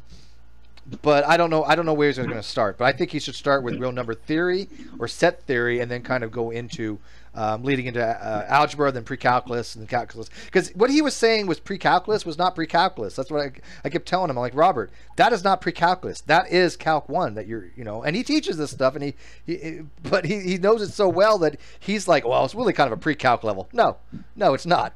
Okay, I took college algebra, pre-calc algebra, calc. What he thinks is easy is not easy to everybody. If you're doing integrals and derivatives, then it's calculus. Right. If you're not, then it's pre-calculus. Well, that's what he was doing. He had integrals and I mean, one of the things that started all this. That is definitionally calculus. Yeah. Well, one of the things that started this was George Hanuk. If I hope I pronounced his last name right. He did a video on a very difficult integration. It's integration of 0 to x, e to raise to the t squared, and you have to use error function, which is something you generally not going to learn in Calc 1. It's a very, very complex thing to solve. And the Rumpus, myself, and other people really liked that video. And I think Robert was like, hey, I want to do these things too. I want to, because I teach this in real life, maybe I should make some videos explaining how do people do that. I'm like, well, start basic, dude. Because, I mean, you're not going to jump into differentials or stuff. You just can't do it. Go back to pre-calc, go back to college algebra, explain, even what an exponent is to people. Actually, I think that, I mean, he's going to be uploading these videos, so they're going to be online forever. So I think that he should start wherever he is personally the most comfortable teaching, right? And then somebody else start differently? As needed, go back. No, what? Oh, I think you're saying have somebody else do like. And then go back and do the earlier videos, or maybe do the earlier material afterward. So he starts with whatever he's most comfortable with, which is probably, early calculus. And then once he's done that, then he can look at it and he can hear the recommendations of other people. And it's like, okay, now for that to really make sense, you should probably do a video on this, and that.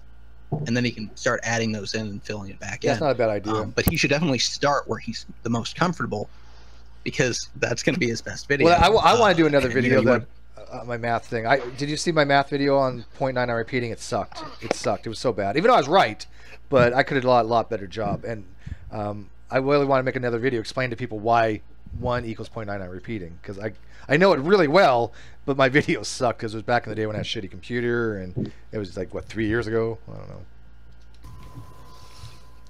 But yeah, if you're going to start trying to teach people calculus, learning some of the basic algebraic tricks is definitely going to help, because that's really where I had struggled, because I had forgotten so many of those little tricks. I'm trying to think of something. Like how to, you can change, let's say, to the whatever, to the -1 power is the same thing as 1 over that number. Yeah. Like little stuff like that is really, negative means you forget it, and so going over that, the reciprocal. Yeah, basically remembering the identities is really critical for that kind of thing, because often you'll have these things where it's just, if you know that this bit is equal to something else, then everything after that step is really easy.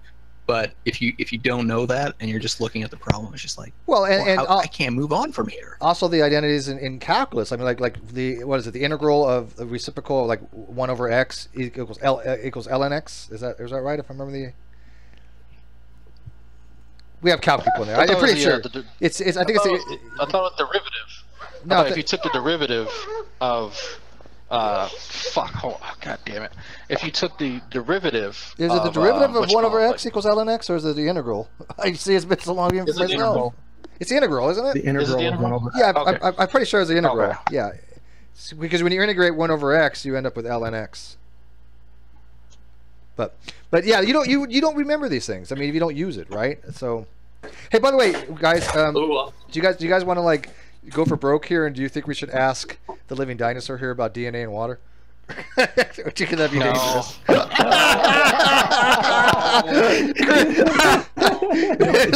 look at Drag. Drag's like, no, just don't. It's funny you mentioned that. I think we should. I was actually I was walking through the library at my institution recently, and I saw on the shellfish, here's an entire book on the structural properties of DNA. Was it written by Ronnie? So I had to go through it. I think it was actually from before he was born, but so I had to go through it. It's like, okay, there's an entire chapter on hydration shells and where the water molecules end up and all of these other things, and somehow it doesn't say anything about the entire thing self-destructing. Well, let me see if I can word it a little bit better than I did with Lance Renault, because I worded that wrong. So, Living Dinosaur, you there? Living Dinosaur, you there? Do you want me to do it? Yeah, you know what, Chris? Because you're actually let CRISPR do it. Yeah, CRISPR, because you won't fuck it up as much as I did that last time. So the question is, pure DNA dissolved in pure water at room temperature, what happens? It dissolves? Right. Now here's the follow. Well, hang on, CRISPR. Let's make it a follow. Sure, it doesn't like turn into its individual base pairs. Does it? Well, let's say with Ronnie. Let's use Ronnie. Use Ronnie's vernacular. Does it break apart into its constituent parts such that its nucleotide sequence falls apart and it disintegrates and degrades? Well, what time scale are you talking about? Right as soon as you put it in. A week. No, as soon as you drop it in there, he says, "Oh, the nucleotides break apart. It falls apart like tissue paper, and then when you rehydrate, remove the water and reconstitute it miraculously gets put back together again." Yeah, he says instantly. Where does he think the DNA, like in blood stains and sperm stains and all the nasty fluids? Yes. Well, that was the whole point of we were making jokes. Let me say this. He'll like this. They're all stabilized in solution by all of the extra salts and alcohol. Ronnie said that. I mean, we were like saying, okay, we got a murder scene here. Let's pour. I killed somebody. Let's get a bucket of water, pour it on the body. Problem solved. Yeah, exactly. Yes. See, Hitmen know this, right? See, I'm waiting for the biochemist to get over the idea that DNA is stabilized in solution by adding ethanol. But I mean, that's how you wash it. How do you isolate it? we haven't even gotten there. We haven't gotten there yet. We have not gotten there yet because he was under the impression that if you put your DNA in water, in an aqueous solution, which sometimes is water. Again, that's a quote of his, not mine. That it would fall apart into its constituent parts. And then we had Fiona and at least 3 other people who have actually done this in a lab fall the fuck out instantly. And he could not figure out why. Yeah, I'm sure you know. I hope his DNA degrades in water. I swear. As I'm sure you know, people often use water for their aqueous solutions. What he said was, quote, "Scientists often use water for their aqueous solutions." You cannot make this shit up. This is what he said. Right, I do all the time. You guys do realize? No, but see, it's not most; it's all. How much of the human body is made of water? With like 70%. Every time I drink water, I'm destroying my DNA. What the hell? He thinks if you take a shower, you melt. But that's what I was gonna say. Wouldn't you just like dissolve in the shower? Well, here's the thing. He didn't understand that dissolve and degrade mean 2 separate things in chemistry. He was under the impression that when you dissolve something into a solution, that it breaks it apart. Like, the bonds break apart. Literally, all the bonds in DNA fall apart. He thought that the base pairs in DNA came apart the way the ions in salt come apart when you dissolve it. Okay. It took several months to explain to him the difference between ionic and covalent bonds, and he still doesn't understand it. Even one of the guys from one of those Pop Science videos, it had to explain it to him because he was trying to defer to that guy in a series of responses, and then somebody emailed. I forgot. Was it you, Steve, that emailed that guy? No, it was. I think it was Rational Mind that did. Might have been okay. Rational Mind emailed him and then explained what Ronnie was saying. Even the guy himself said, "No, that's not right. Here's what's going on." And dude, this continued for months, and he would not the issue is at his core. Like, no bullshit.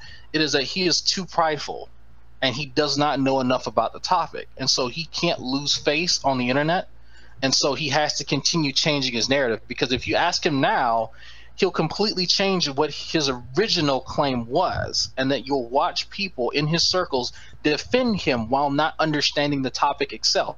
So if you go and ask G-Man, go and ask, Veckel? Was fucking Tommy Hall, Zulu. If you go and ask Tommy Hall, if you ask any of those guys to explain what True is saying, they can't, but they know he's right, even though he has changed his position. Oh, by the way, which he now lies about. But I have a screenshot saying that he changed his position.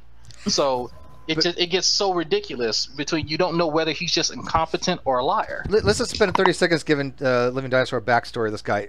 This guy was on the Drunken Peasants when he came onto the scene, and he actually was trying to debate Aaron Raw on DPR's show, the Magic Sandwich or the Lion Ghost, or was one or the other. And Arn basically said you're a fucktard, right? But he said he had like a master's degree in biochemistry. He said literally, if people knew what his education was, they'd be too intimidated to talk to him. Come to find out, he failed. I shouldn't say he failed. He dropped out first year college because, quote, he says, biochemistry came too easy to him, and so he just dropped out. Because we know everybody who's been to college knows how easy biochem is, right? And come to find out, he doesn't know shit from Shinola. This is the same guy that actually has said that pi changes depending on what system of measurement you use. So pi in the metric systems seems to be different than pi in some other system, in English Standard. Everything he says is completely and unequivocally fractally wrong, and yet he will not ever admit that he's wrong. I mean, if you measure in camel steps and use a piece of string, you'll probably get something closer to 3 than 3.14, right? So, no. Fair enough. Well, like he has said, what was the quote about statistics? Oh, in order to get an accurate statistic, you have to poll everyone in the population. Oh God, the sample size! Holy shit! In order to sample size, you have to poll everyone in order to get an accurate sample size. The only representative sample size is where you poll every single person in the survey. Right. Oh Except God. That's the exact point where it stops being statistics, right? Yeah, you're not doing a statistical analysis if you single sample in the population. Oh God! Yeah, I think if he was he sampling biochemist or biologist? I can't remember what exactly. Yeah, biological scientists that actually accept biological evolution. I think the math worked out that you only need a sample like 2024. You get a pretty good representative sample, and like 90, it came out to 99.7%. Yeah, if I'm not mistaken, was his sample size exceeding the amount of actual biologists? No, but he just said you literally have to poll every single biologist in the entire world in order to get an accurate sample size, and we're like, what the hell is that even? Steve, I got to jump off now. Okay. I got something coming up, but thanks for the invite. I'm going to reply to your message. I started doing it a bit earlier, but I'll reply to you tonight. No worries. Thanks. So before you leave, real quick, everybody, this is the Living Desert. Living Desert was a place next to my house. Living Dinosaur. He makes fantastic videos called Holy Hallucinations. He's back. I don't know for how long. Hopefully for a while. But if you haven't subscribed to his channel, go sub to him. Right now we need to make sure that people know that he's back because YouTube is not promoting his videos, and it's a shame because his last few videos are completely underwatched, and it's a travesty. It's a crime. So let's start promoting his videos, and you just do an amazing job, man. Just awesome. Thanks a lot, Steve. All right. Have a good Sunday, guys. You too.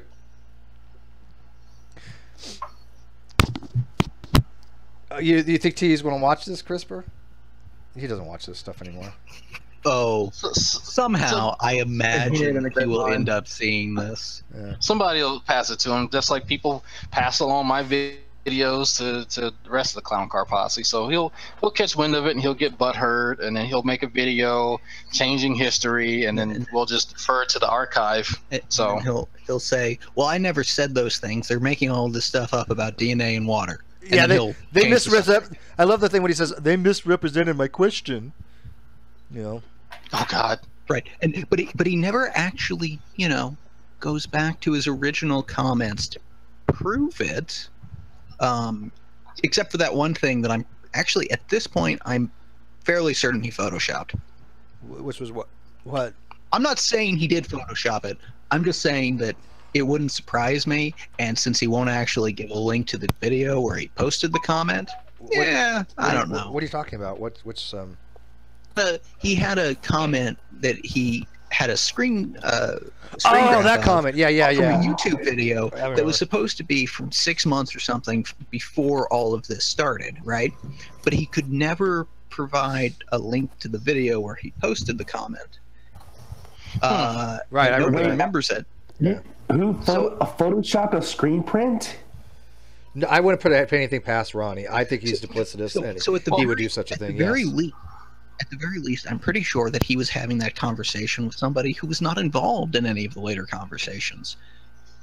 in which case he said something wrong, and then he changed his position to something even more wrong, and then slowly went back to his original wrong position, all while saying he never changed his mind in the first place. Yep. Except for the times when he said he changed his mind, which he denies happened. But we can at least say there was another PhD that said he was full of shit, because Living Dinosaur is a PhD in biochemistry. Yeah, I mean, if it doesn't matter what True claims, he forgets that he does leave up a lot of his comments, and I take screenshots of them, and then they magically find their way back on G+ when he likes to lie. And that's why I have a document full of screenshots, specifically the one saying that he changed his position. So every time he tells people that he does, I was like, oh, well, what was this? And just to cut off from before anybody says, I can't believe we're still talking about this.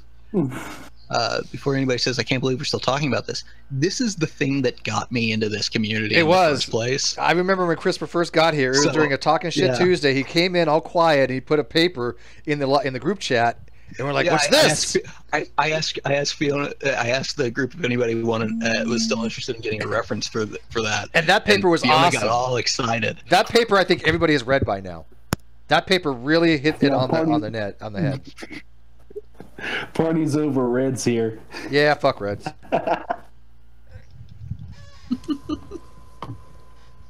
Reds. Yep.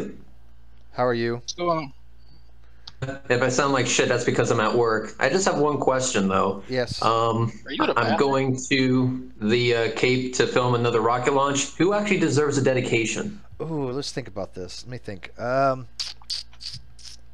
Besides G-Man?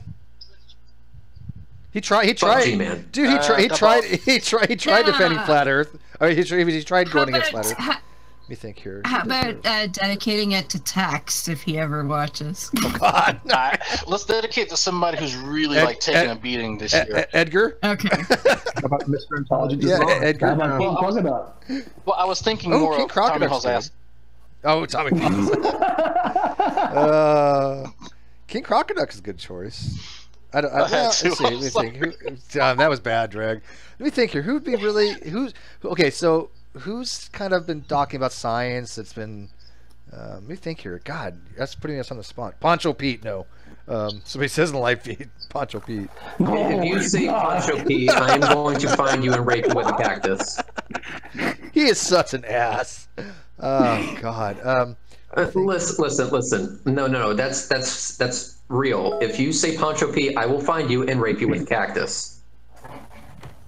Well, I don't know. Seriously, what about KC? Seriously. I don't know if sure, why not? but I don't know if Reds really knows Casey that well. Yeah. He doesn't really know him.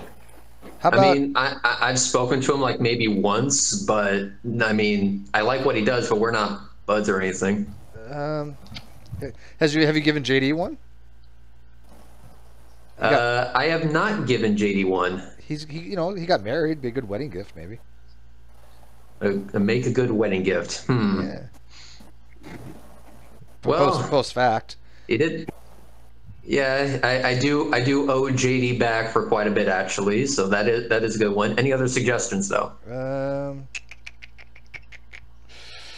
We need one for Jade. Oh, Jade would be a good one. Jade, that's another good one. Jade's a really good one. Actually, you know what? I'm actually going to go with Jade for my choice. I think she's done so much for this community, and she's so knowledgeable, and she's always available, and I think she'd be thrilled to death. So yeah, well, that works. Although I do have a bit of an update in regards to Dumb Fuck of the Year. We're going to have the panel selection hangout the week after next, so the week after the solar eclipse. And I'm going to basically decide the panel, the 10 people that are going to be helping me choose who's going to be running this year. Because there are plenty of worthy participants. I thought we did that like months ago. Reg, you got to get me on that panel because I've got so many nominees I want to make happen so badly. I thought we already did that though. Yeah, we did an early preliminary, but things changed. Like for example, if you remember, Blue was on that panel, but since he turned into a kind of a douche, so we're gonna have to kind of redo the whole thing. Can I make a suggestion? How about you have what's that? You have yourself and 8 people. That's 9, and then you have one spot open where somebody can just come in and give their suggestion and just kind of cycle through. That way, everybody gets a chance. That is a good idea.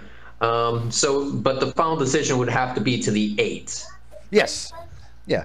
Okay. Yeah. I mean, that's it'd still be nice because you're included too. Yeah, I'll be mainly picking who gets to choose, really. Well, I mean, you already kind of know my choices. What you guys choose? I don't know who else I'm going to vote for besides. I mean, it's come down to this. My top 3 would be C. Brown, Betty, and oh God, who's the other person that was that was really close to C. Brown in dumb fuckery this year? Well, actually, since you've actually spoken to Kent, that puts his neck eligible for the chopping block. I wanted to say that. I didn't. I held my tongue, but yeah, fuck yeah. He is eligible. That is true. He is eligible. I mean, if I bring you on the panel, he's fair game. But the thing is, this is what I'm concerned about. Superstardom might be a bias in the voting. Yeah, he's not. He's not really a part of the community per se. By the way, Jade, before I started this, if you check your Facebook, I gave you a link to get in, like before this even started, because I know you got things to do, and sometimes it doesn't tell you about it. So, but come on in. We're not done yet. We still have one more question, but it's not critical. But come on, anyways, Jade. Link is in the video description and on your Facebook. But yeah, who was the other person? It's not just C. Brown. There was somebody else that people have been talking about that's up there too. Come on, Drag. Who else? Can I? I'm sorry. Can I say something real quick, Steve? I really want Steve Olson to be a Dumb Fuck of the Year 2017 nominee. I really do. Don't even know who that is. Some conspirator shithead. Yeah, I don't see how they compete with somebody like C. Brown though. Oh, Antonio Fletcher. Thank you. Odian. Yeah, Antonio Fletcher. You know what? I haven't even watched his channel for so long. I've already forgotten his name. Antonio Fletcher. Well, Fletcher has kind of been in the shadows as well. I mean, has he actually done anything recently that's worth talking about? No, he's just been posting videos from like Tucker Carlson. That's it. He has nothing of value to even add to the community any longer. He stopped doing that when he started letting DD in his hangouts, and nobody wanted to go to his hangouts any longer. Yeah. Look, Steve. Look. The reason. Look, Steve Olson. Basically, he's a one of those Nibiru tards. And he's basically a fear porn advocate, which is kind of outside of anything to do with evolution. Well, how about we just give him an award for the Ronnies, because he's probably not well. He's probably not well enough and known enough to be part of the Dumb Fuck of the Year. Yeah, I'm gonna tell you this right now. I'm gonna squash that dream. Steve Olson is not gonna be nominated. God damn it! There's plenty of more deserving people that are more central to the GDC that deserve this award. I mean, there's 4 off the top of the head that have to look at. There's four off the bat that we have to include: Antonio Fletcher, C. Brown, Betty, and Quantum Eraser. Those 4, I don't see how can they not be in the top 10. I'm going to agree with you there. I can see them actually being on this list before we even had the damn hangout because. Well, Betty, holy shit. Quantum Eraser, holy more of a shit. And, yeah. Yeah, I mean, they're all quite deserving, huh? They are. Betty was one of those people that literally made me have to buy a new desk because I smashed my face through my old one. Her comment alone on that the Earth emits its own light, that just... where do you go from there? Where do you go from there? Give it 1,000,000 pesos to see that happen, like a video. For fuck's sake. And you know what? And I don't even know if that was the worst of it. That's the sad part. It's between that and, oh, well, you look at the east, you can see Polaris. You can look to the west, Polaris is on the horizon.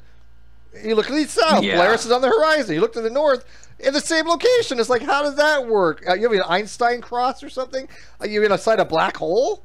How the hell do you see the same star facing 4 different directions on the horizon? With this, I will make my decision on one of the things I brought because I'm very limited on time. I'm actually on my break. So the first decision, I'm going to dedicate the launch to JD. Make sure he gloats and promotes the ever living shit out of the video on Talking Shit Tuesday. That'll be great. Okay. And secondly, I will have the new panel discussion hangout. Not next week, but the week after that, sometime on Wednesday, I believe. So just I'll make a post on G Plus about that, and then we'll actually have more information on Dumb Fuck of the Year. That's not the 23rd, is it though? I have no. The eclipse is going to be on the 21st, so it's the week after that one. Okay, yeah, because the 23rd, that's when Rana is going to be on. So you're talking week after would be the 28th. Week after next, the week after next on Wednesday. I'll have an exact date posted on G Plus. Yeah, that'd be the 30th. Okay. Red. All right. So with that, you all take care. Sounds good. We miss you, Reds. Reds. Yeah, before I know. You go, make sure that you have fucking okay, I got brain lock now. Fucking Antonio Subarates. Make sure he deserves a recount. He deserves a second try. Well, if he makes it on the panel, then yeah, I will go ahead and or if the panel decides that he's deserving, definitely. We'll cross that bridge when we come to it. Anyway, thanks, guys, buddy. peace out. Peace. Oh my, that looks like Polaris.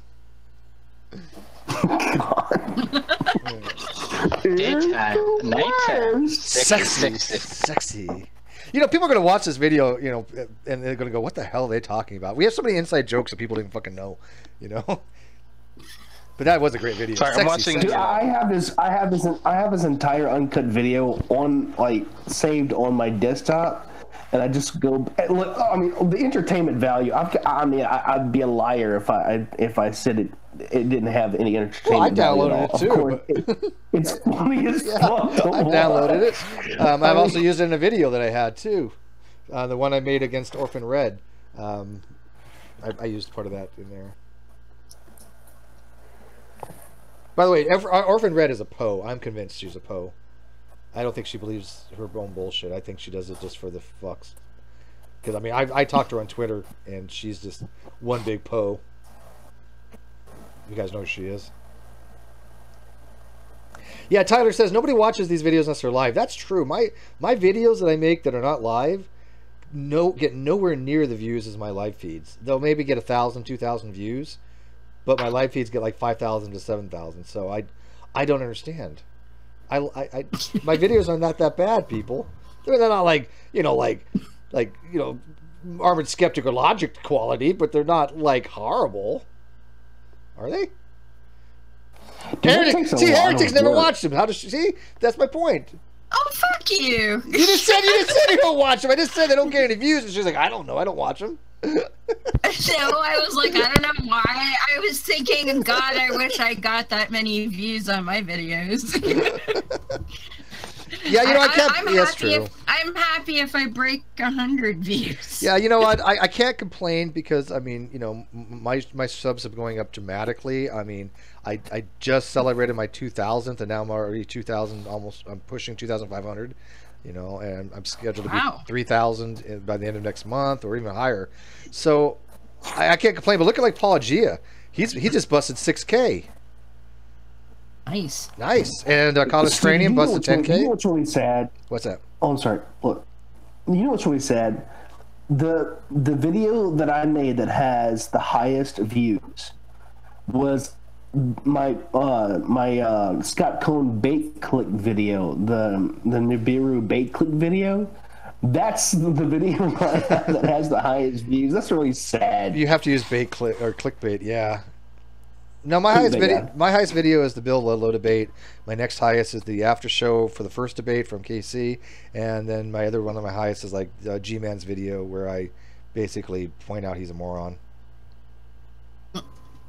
So you say water's wet? Yeah. Oh, by the way, like Drag, you know what? I don't know how I missed it, or I don't remember watching all of it, but I finally sat down and watched the entire video that G-Man spent a half hour bitching about me.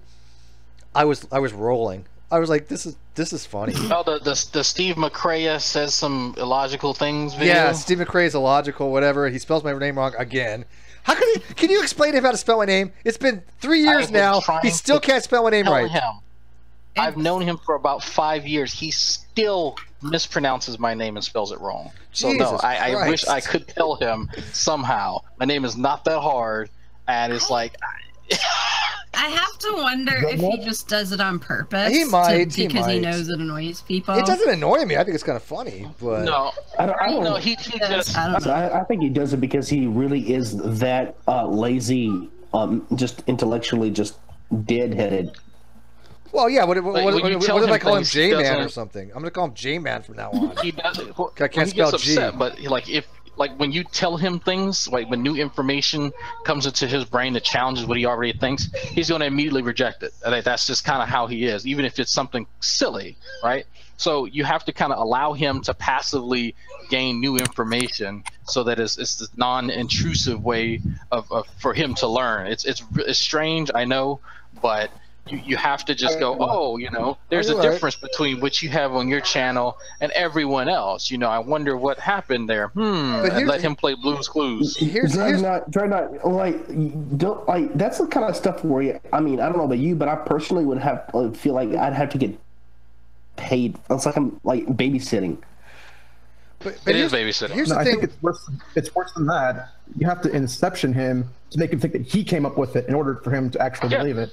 I'm telling you, that's after meeting him, that's kind of how you have to work. Like you can't force information on him. You can't present him with information. You can put him in the area and just go, oh man, that looks interesting, and kind of walk away and kind of hope in your mind somehow that he gathers that information and incorporates it into his reality. Well, he did a video on Macroevolution when he was sitting there talking, and Professor Stick just made a rebuttal video to him, and it's really good. Again, if you don't know who Professor Stick is, go watch his stuff. He's a great channel. He's going to try to drop by one of these days. Yeah, he just made a video on refuting that. But in the video that he did about me, did you notice he actually admitted that my channel was flourishing, kind of thing, and that he actually said that I had talent. He actually said Steve has so much talent, something along the lines of like, wow, I don't think G-Man realized he gave me a compliment. Because he had a conversation with me on the phone before he went ape shit, and he acknowledged it on the phone. Like he knows that your channel doing better than Ronnie's. He won't ever say that your channel doing better than his. He don't think anyone's channel really. Well, unless you're Jacqueline Glenn or Bionic Dance or some other random white YouTuber that's a female. Like he won't ever acknowledge that unless you get to that status. Well, G-Man's channel you're doing better. G-Man's channel has stagnated. If you go to I look at Social Blade, I am curious. His channel has stagnated. He hasn't really moved in the direction. Ronnie's channel, on the other hand, went dramatically south in every metric. And I've tried to tell him, like, what third-party website have you gone to, G-Man, to determine the activity on someone's channel as far as their growth? And he doesn't. He doesn't go to the Social Blade. He doesn't go to any other, he doesn't look at the Google Analytics. He goes by what he sees on the channel. So if he sees Ronnie making a video to you, that means Ronnie's channel's doing good. That's his metric. Thing. I use Google Analytics and I use YouTube's Analytics because I want to know where I like to know these things. I like to have information. And one of the metrics they use is called bounce, the bounce rate. And what the bounce rate is how many people have gone to your channel, looked at it, and left. All right? And a typical bounce rate for an average channel is about 60%, right? 40% or lower is considered excellent. I had mine down to 26. Now it's about 38. But that's still considered to be excellent. Those guys' bounces, I'm sure, are double that. And I've seen some things that are very high. So the bounce rate is what you want to look at. You want people to come to your channel and stick around and watch, your videos. Now, my average view time is pretty good, but it's not going to be ever exceptional. And the reason for that is my videos are long. So I'm never going to have a high metric for people that watch the entire video. I get that. That's not a metric that I really concern myself out. If I had shorter videos, I would be concerned with that metric. But I know what metrics to focus on. Is socialblade.com? Yes. What's the website? Yeah, Social Blade. Okay, because Hunter Bailey's asking in the chat. Yeah, Social Blade. I'm rated a C+ right now. Apologia just got to B-, which is huge. B- is the big boys. You're playing with the big boys. So he's doing exceptionally well. But if you look at my subs, not just the subs but the views, they've been going up dramatically for the last 3 months, even before KC's things, even before any of this with people being shouts to my channel. It's always been a steady increase, and that's what you want to see. You want to see growth, and if you go to G-Man's, there's no growth there. It's stagnated. Well, that requires you to. I'm trying to think of a nice way to say this. I really am. G-Man doesn't care about numbers on another website that he can't crunch, and since his math skills are as weak as his fucking apologetics, he doesn't understand that him getting 9,000 views on a video that he's tagged with the word dog sex or animal sex is not going. You're not even lying. You're not even lying. I'm not joking. I know he did. Go to his. Like people go to G-Man's channel. One of his highest grossing videos is one where he adds a tag in about animal sex. People were going there to find animal sex. They weren't going there to hear his fucking gospel. And so he's not lying, people. Dragnut's telling you the truth. You've seen it. This is like he thinks this is evidence of his ability to preach. He's like, no. What was the comments like in that video? No, he deleted. People didn't comment because and he deletes. Like the comments aren't there for people looking for it, but you can see where the hits are coming from. Because if you compare that to the other videos that he's had, it's like this one video is 9,000, and the other videos that are not talking about that aren't. So people were searching for dog sex or animal sex, I forget which one it was, and they found his video and clicked on it thinking that they were going to see that. That would be an example of an unethical SEO practice, and Google's algorithms are pretty good about updating and weeding out that kind of thing. So G-Man might find that his videos kind of fall out of favor with the search engine. Well, they don't get ranked. They don't get ranked very much. If you look at his rankings, they're low. Very low. All his videos are low. Well, the issue is that he was referring to animal sex as far like it was a part of the description and part of the tags because he was discussing, things that are sins and things that are immoral, and so it was a topic. But people were going there thinking that they were going. It's like watching a smut film. Like it's like the context got mixed up with the description. Still a little misleading. It's still a little misleading. But there's I mean, restricted like that, wouldn't that mean that these people would have to very specifically search for these things to get to his video? They do. Yes, they had to search for animal sex and then come across his video. The way you can tell this, there's different tools you can use. One's called vidIQ, and the other one's called something helper. I have it. I can't remember the name. But what it does is it tells you where the referrals come from. It tells you if people have been using the search engine from YouTube. It tells you people using from Google, if it's come from Facebook, if it's come from Reddit, if it's wherever the hell it's come from, it tells you the referrals.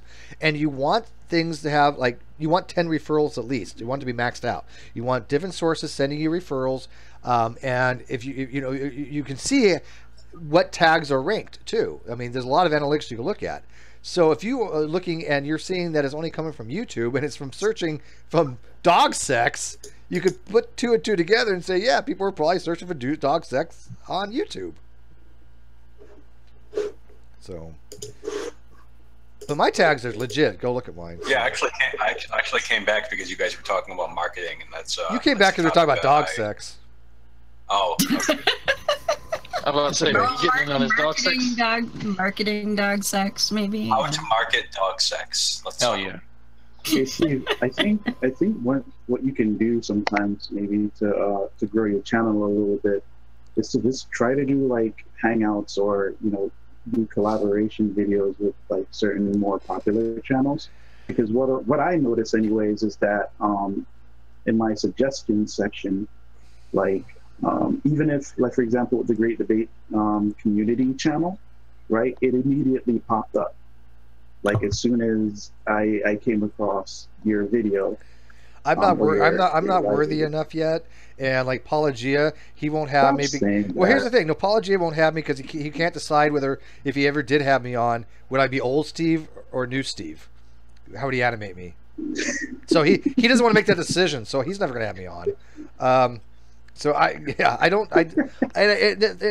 I'm not even lying. I'm not submitting myself down. I'm not worthy enough only for the fact that I'm not an activist. The bigger channels are activists. Holy Kool-Aid, Thomas. and he makes brilliant videos. You know, even Cosmic Skeptic, you know, he's an activist. Rationality Rules, activists. On Raw, all these people are activists, right? I'm not an activist, so I'm not going to get the popularity that they're going to get. It's just the way it is. I accept that. I wouldn't say that because your main goal has literally been to debunk your creation. That was when I started off. Yes. I'm probably going to kick myself in the teeth for saying this, or I just need to inquire about it. You sound an awfully lot like Truman Pierce in your voice. Like you sound kind of like. No, he does. My feelings are hurt. And you know, another thing you could do, like you said, your videos are too long. Well, you could just take out segments that you like and kind of repost them as a standalone video. Like, it's so hard to do that. I did that for the first season. I mean, basically, I made a video called "The Best of." It's really hard to do that because there's just so much footage. But see, here's what I want. There's two niches I'm going for. Okay, I've given you guys my plan. I've been very open about it. There's two things I'm going for. One, the Great Debate community as a whole, which is your branding for a group of people that have discussions, and that this is the place. The other thing is that this is the place to go to have conversations about things that other videos do a brilliant job on, much better than I could do on my videos. Like for example, like Tony's, the creationism taught, you know, how creationism taught me about actual science, right? Brilliant series. I love every one of those. I don't think no way could do a better job than he's doing on it. But he doesn't have hangouts. He doesn't have conversations. And even the bigger channels, believe it or not, even when they do have live hangouts, they don't get a lot of live viewers, believe it or not. I mean, look at Pitmonk. He has 15,000 subs. He gets about 12 people watching, and a good day, right?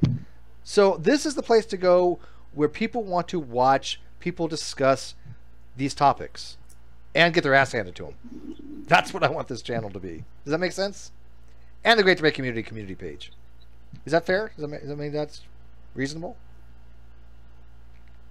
Anybody? I think so. Yeah. You guys all quiet, man. I'm not asking for affirmations. I'm just saying, give me your opinion. I mean, Jesus Christ. This child is still running around acting crazy. So I agree with you. Okay. Because I mean, that's what I mean. How's you know what's Patreon? One sec. I'll tell you. Jade. It's funny.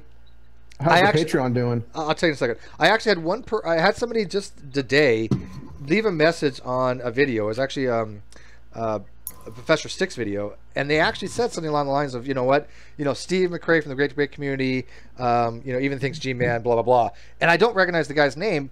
So there are people out there that we don't know who they are, or I don't know the guy's name, but he knew who I was.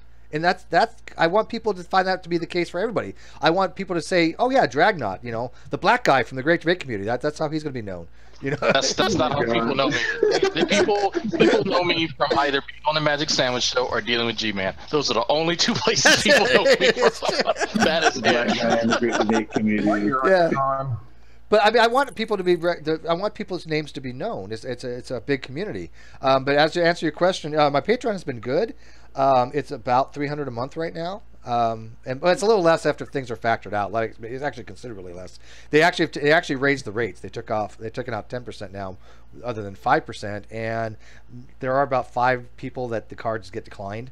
So it's a lot less than that, but it's enough. I mean, I'm not complaining. So I'm happy when people become a Patreon, even for $1, $5 a month. I'm thrilled to death, but I'm not at the point where I really need a big push on it.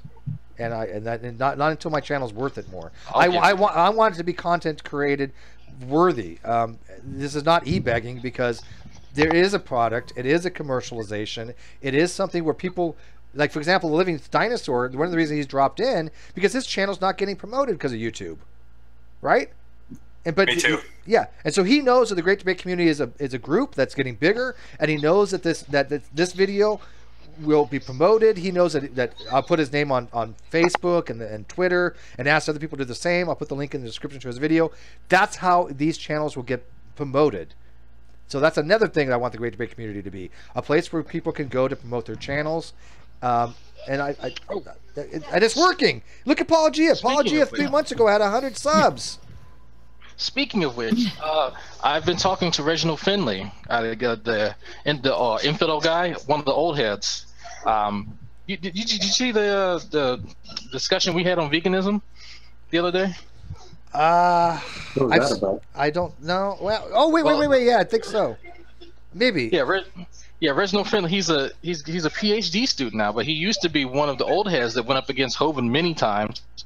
He's gone up against all kinds of people. Like he still has his archive up of all his episodes, and so he's thinking about joining the Great Debate. So he is a vegan.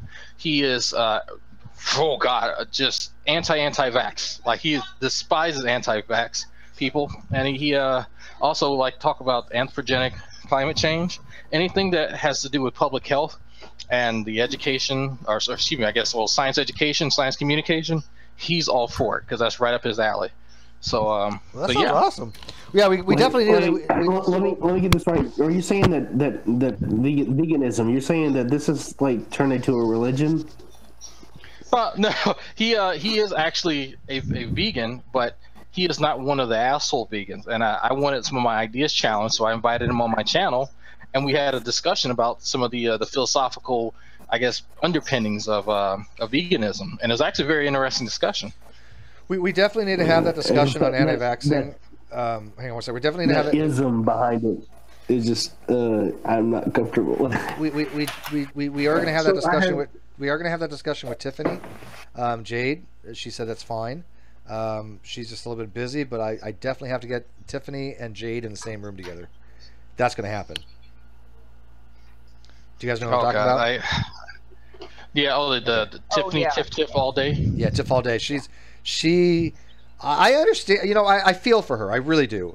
And I do think that she thinks she's coming from a righteous place, that she's doing the right thing, but it's pure ignorance, and she's just wrong. She's outright wrong.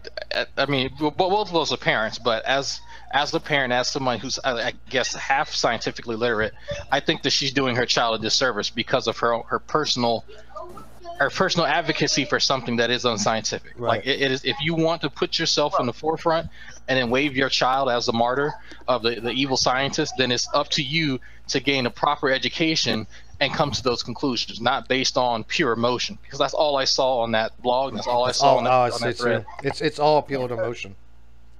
Yeah, she. You guys hear me? Okay. Yes. Go ahead. Okay. Yeah, she is taking the one unique case of her son and extrapolating from there. And you can't do that. Her son apparently had a mitochondrial condition. And there's no way a physician, at this point anyway, can know that happens, that someone has a mitochondrial condition before they give vaccines. I've heard about that big $1.5 million a child who was quote unquote injured by vaccines, but it was by the vaccine court. And that particular, and anti-vaxxers will tout that. They'll go, well, you see, vaccines are so bad, they gave out $1.5 million. Well, that particular case was a child with a mitochondrial condition, a little girl. Condition, and the vaccines apparently aggravated that. The vaccine court, for the most part, there's no absolute proof. Did the vaccines cause it or not? In most of the payouts they give, and 80% of them are agreements between the parties. You know, the quote unquote vaccine court gets the parties to agree.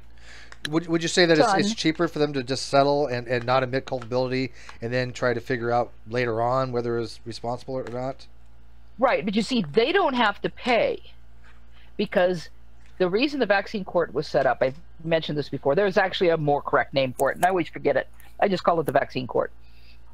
Was during the some people may remember that the 1980s were incredibly litigious. Single way. Things were totally out of control. People suing for everything. Yeah, that's before they had some court reformation. Yes, exactly. Mm-hmm. And one of the problems was people suing for alleged damages due to vaccines. And was costing the vaccine manufacturers a lot of money, even just to pay nuisance lawsuits. And this was endangering everybody else because it was endangering research into vaccines, but it was also driving up the price of vaccines. So a law was passed. Can't remember the name of the law. You can look it up. You look up vaccine court.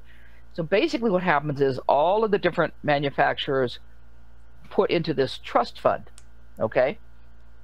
And the government, so the vaccine manufacturers themselves don't directly pay out any funds. And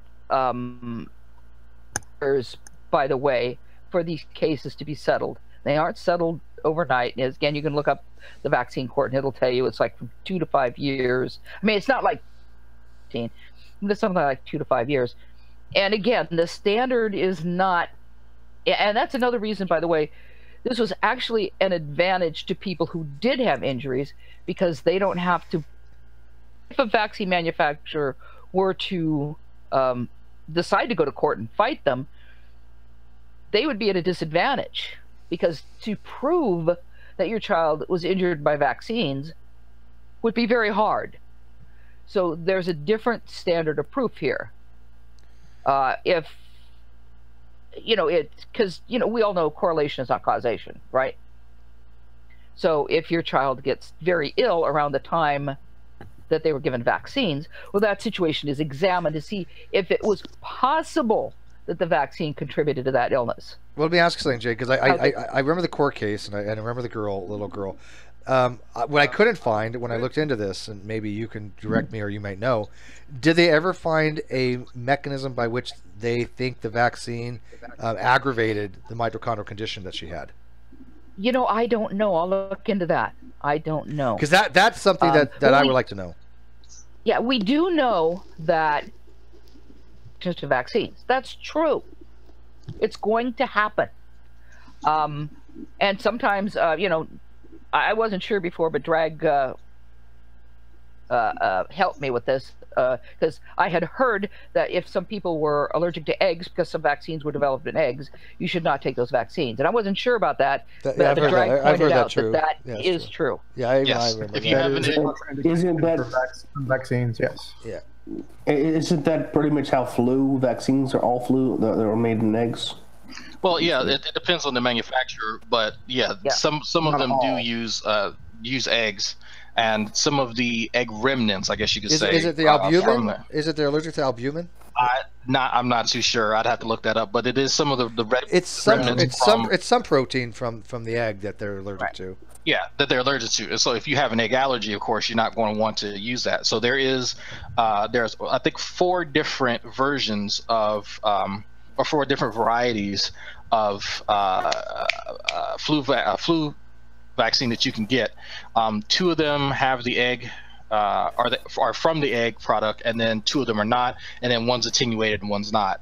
And so, of course, those are the ones that's injection, and they got the one up the nose and all that kind of shit. So yeah, that is a thing. But you are told before you get your vaccine to fill out a little piece of paper, and one of those questions, I remember it distinctly, is, do you have an egg allergy? And if you do, you need to let someone know. And so even if you check a mark on there, whatever, you know, yeah, I do, you need to verbalize that. And so, okay, make sure, because the person that you're handing it to is more than likely going to be the person that you're going to be receiving it from, not an actual physician.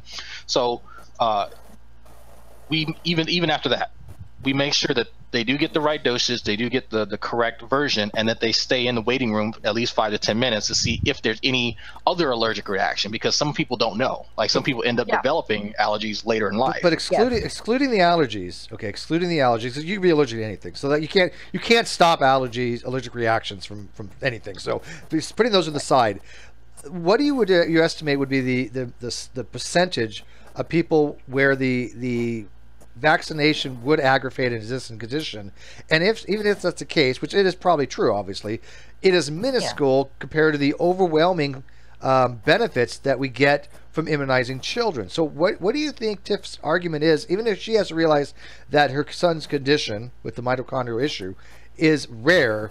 So how does she think it justifies for that small amount of people that they might have a bad reaction to, not allergic reaction, but something they aggravate something, comparison to the fact that the children are no longer getting these childhood diseases anymore? How does she rationalize that? I don't know. And this is what I'd like to talk to her about. And I understand she's passionate about this, and I really would like to, as I said, talk to her about this particular thing. She's passionate about this because her son, and you know that's got to be very emotional for her. Well, I'm passionate because I had an injury, to say nothing of a horrific, situation. Not the best word, but it'll work. Child, I had the measles. It almost killed me. I remember it. I lock those memories away because if I get close to that door, I start to shake just about. I have a permanent hearing loss from the measles. I grew up with people who were damaged by polio. I saw what polio did. And as I've mentioned, my told me when I was older that she was afraid to let me play with children because there was a polio epidemic when I was very small. And that's what people forget. We have short memories. Hear the fear in my mother's voice just when she talked about it. And my mom wasn't easily scared. So for my own reasons, I am passionate about children getting their vaccines. So I understand her being passionate about something. I understand this being very personal to her, for her. But you also have to look at the reality. The condition was, as far as we know, incredibly rare. Right. Real conditions are just starting to be studied and researched. I have a friend whose daughter has some complicated problems, and part of them are mitochondrial. And it took her years, and people saying, oh, there's nothing wrong with her, she's faking it, or accusing my friend of making up, as some sort of Munchausen's by proxy kind of thing. And it took years to get a diagnosis, and they had to go to another state to some specialists at a university, and they finally diagnosis, which helps them deal with it. But they now know that this is in part, so this is kind of a new thing. And, maybe someday there'll be a test for, mitochondrial conditions, just as maybe there'll be a better test for allergic reactions. But right now, I apologize, Jade. I apologize. I just want to let you guys. I gotta go. I just want to say goodbye. Thanks, Kaiser. Thanks for dropping in, man. Goodbye. Keep on those post. But anyway, I'm gonna pop out too. By the way, I'm gonna say bye. So. All right. Yeah, I'm not gonna be. I'm not. I'll have this open much longer. So, thanks, Heretic. I'm almost done. So I'd like to try to explain a couple of things to her. One is that her son's condition was incredibly rare. The percentage of people injured by vaccines, and in comparison with people who are injured by disease, it's almost, not worth considering. And we've been very fortunate here in the United States because we've worked very hard to contain disease. Europe has been having a problem. People have died of the measles in Europe. They've had epidemics in Italy, in France, and in some other countries. These childhood diseases are not harmless. They're dangerous, and they can leave people with permanent. So I just would like to try to explain to her why this is. You have to look at the dimensions of the thing. Yes, there are going to be some people injured, but compared to all the people who are going to disease, not be injured, and not die, the percentage of people who are going to be injured is very small. And you can go to the CDC website, by the way, which I will do before I have a conversation with her, and get the statistics. Well, we're trying to make it happen. Don't think she wasn't able to refute anything you said. As Drag pointed out, her entire argument is one big appeal to emotion. That's it. Right, and I think she's latching on to all these really bad arguments from people because of her emotional, reaction. Of course, because the stuff. Now, she did say she hadn't written anything in that for a couple of years, I think. Right, so it's older stuff. But she's not understanding that the stuff she's reading is wrong. And there are people who, for their own reasons, are not telling the truth. And I went into the first 3, articles she had, and I went through them briefly. And I think was it Neslig that explained the one of them further? I forget. I'll have to go back and look. But the idea, and for one thing, I mean, it's one guy is trying to blame HIV on the polio vaccine. The polio vaccine dates from, I think, 1955. That's just freaking retarded. And HIV was in existence in the early part of the 20th century. That's like trying to blame HIV on the CIA kind of shit. Well, I know, and I didn't even have to look into the details. It said that somebody else went into the actual details and explained the virus and the monkey kidney stuff. I didn't even really have to go into that, because you can't blame, or a condition. It's not, HIV itself is not a disease. It results in diseases. Right. You can't blame a condition on something that didn't exist, that came into existence long after the condition. The HIV infection has been around since probably, I don't know, 1915 or 14 or something. Just absurd. Hey, do you know what I thought? There are these. Oh, go ahead. Finish. Go ahead. I was just saying, do you want to hear something? Yeah, you're. I cut you short eventually. Here's something really interesting. I did not know this. I learned something new the other day. I learned something new a lot. But did you know, Jade, that the paper that actually discovered the CCR Delta 32 mutation as a resistance to HIV was co-authored by Linsky? Oh, crap.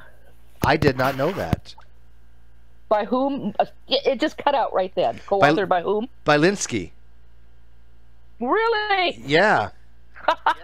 I had no idea. I was like, that's freaking cool. Yeah. The CCR Delta 32 mutation. I don't remember the other person's name, but him and somebody else, they co-authored the discovery that that mutation is beneficial to confers a somewhat of an immunity toward HIV. And I don't remember how it works. It's something I think it somehow attaches to the binding sites or something. Where I don't know, maybe RSC prevents the virus from attaching through glycoprotein G41. That's what I was going to say. Yeah. I don't. I knew it was something to the binding sites of the cell receptors, but yeah. So I mean, that's pretty cool. Yeah. Yes, it's very interesting. Yeah. I remember that paper very well. So. Yeah. Did you know it was by Linsky? Very misinformed, and I think her passion has led her down the wrong pathways. And I hope we could have a nice, calm conversation. I think she's someone we can have a nice, calm conversation. She seems like a nice person. I think she's misguided. And I really, my heart goes out to her that her son was has had this problem. I do too. It's a shit. And one of the other things I want to say, I forgot about the vaccine court. One of the ways that the amounts are considered has to do with individuals, usually a child, of course, in this case, usually a child. What kind of help are they going to need for the rest of their life? $0.5 million took into consideration what kind of assistance this child would need for the rest of her life. Yeah. So it's not like we're that's the difference. So if someone has been injured in such a way that they're just going to need out of therapy, physical therapy or something like that, their award would indicate that. This apparently is a more serious injury, and she's going to need years of assistance. So that's what the $1.5 But it didn't sound like there was punitive damages for like gross negligence, because those would be in the tens of millions. No. And the vaccine court doesn't deal with that. Yeah. If you basically cannot sue a vaccine manufacturer for damages due to vaccines. You can't. But that's why the vaccine court was set up, to protect everyone. Because if you start suing the vaccine manufacturers for those rare instances, and it goes to a court, and you've got a jury ashing it, you know what I mean? Oh, right. The poor baby. Oh yeah, let's get $50 billion.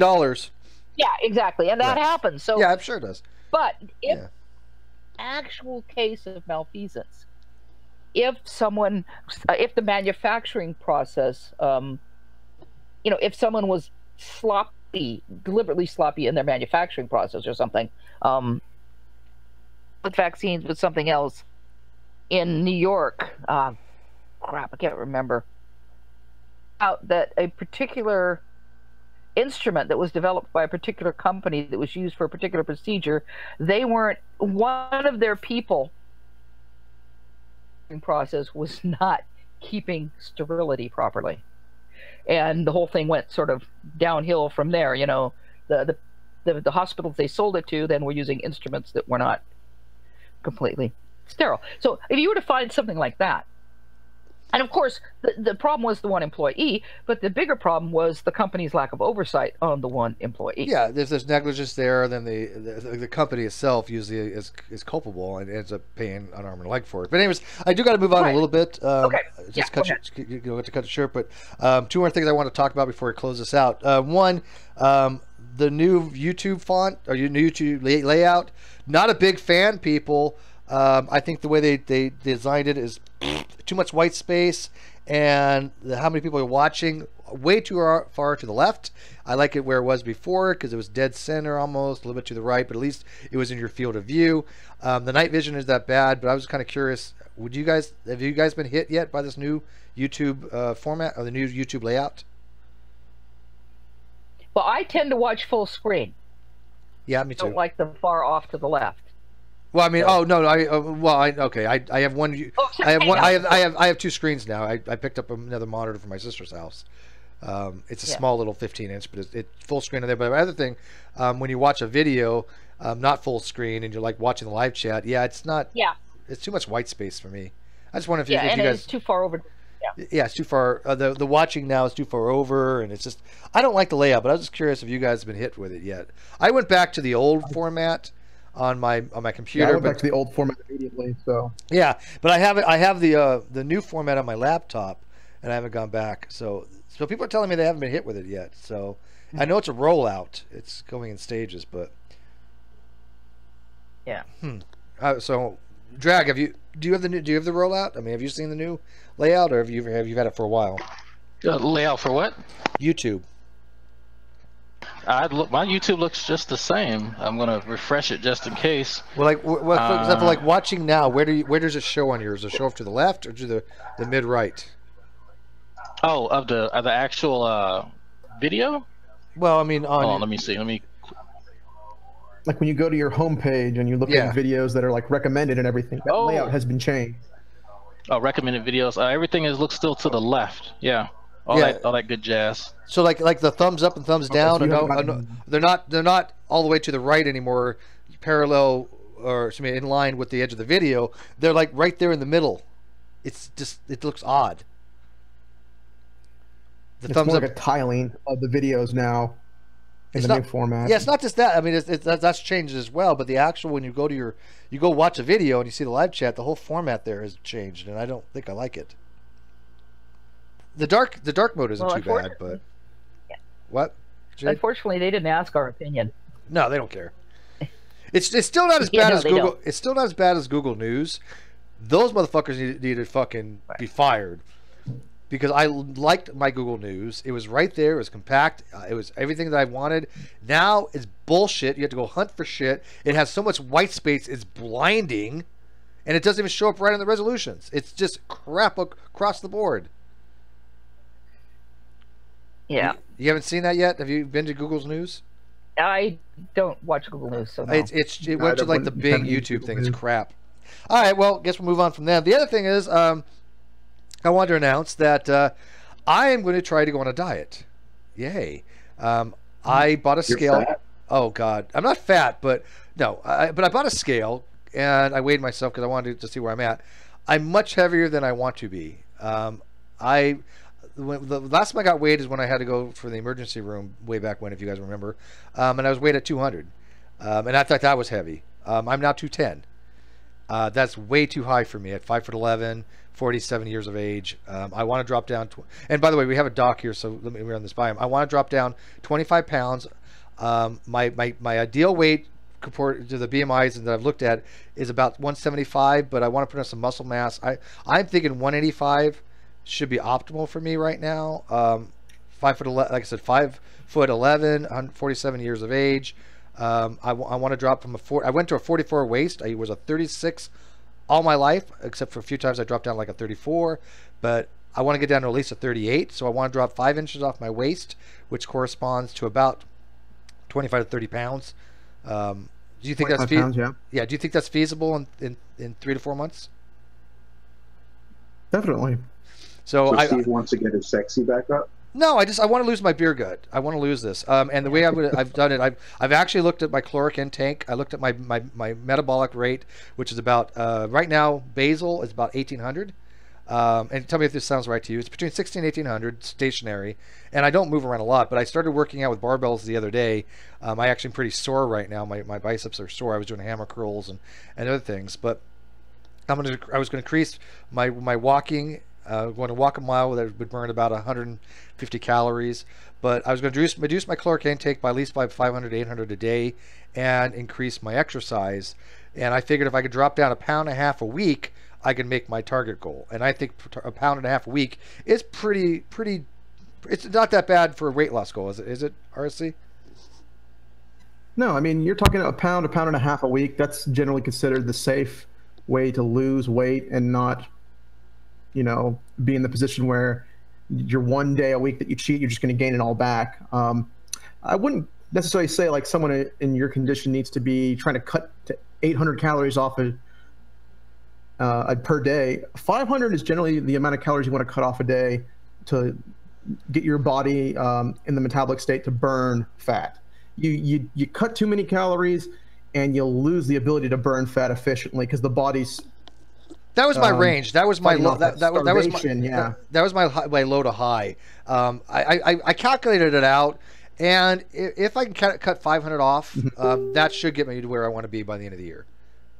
And that's not that hard to do. I've already mapped out what I can have for breakfast, lunch, and dinner. I said, okay, look, if I just have this, and this, which I kind of what I have now, I just eat less of it. I could actually drop that caloric intake to 500 less. And like you said, I want my body to go into that thing where it starts burning fats, and I don't want to like eliminate carbs completely, but I do want to cut down my sugar. I don't drink soda, no soda. I'm only going to be drinking water and maybe a little bit of some juices.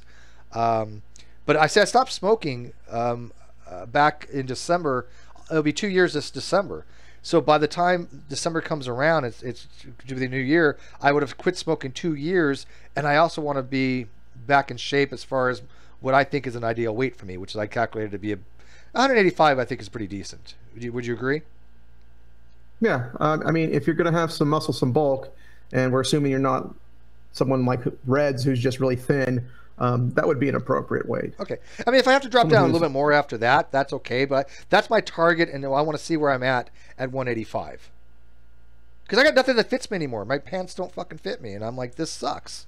And I can't really afford to go out and buy new clothes. Yeah, I mean, my pants were 36. I had even a 34 I could fit in at one time. Now I just measured. I measured my waist. It's 44 inches. So. Sex is a good cardio. You suck it in. Yeah, sex is a good cardio. Yes, suck it in. That's not the best weight loss plan there, Doc.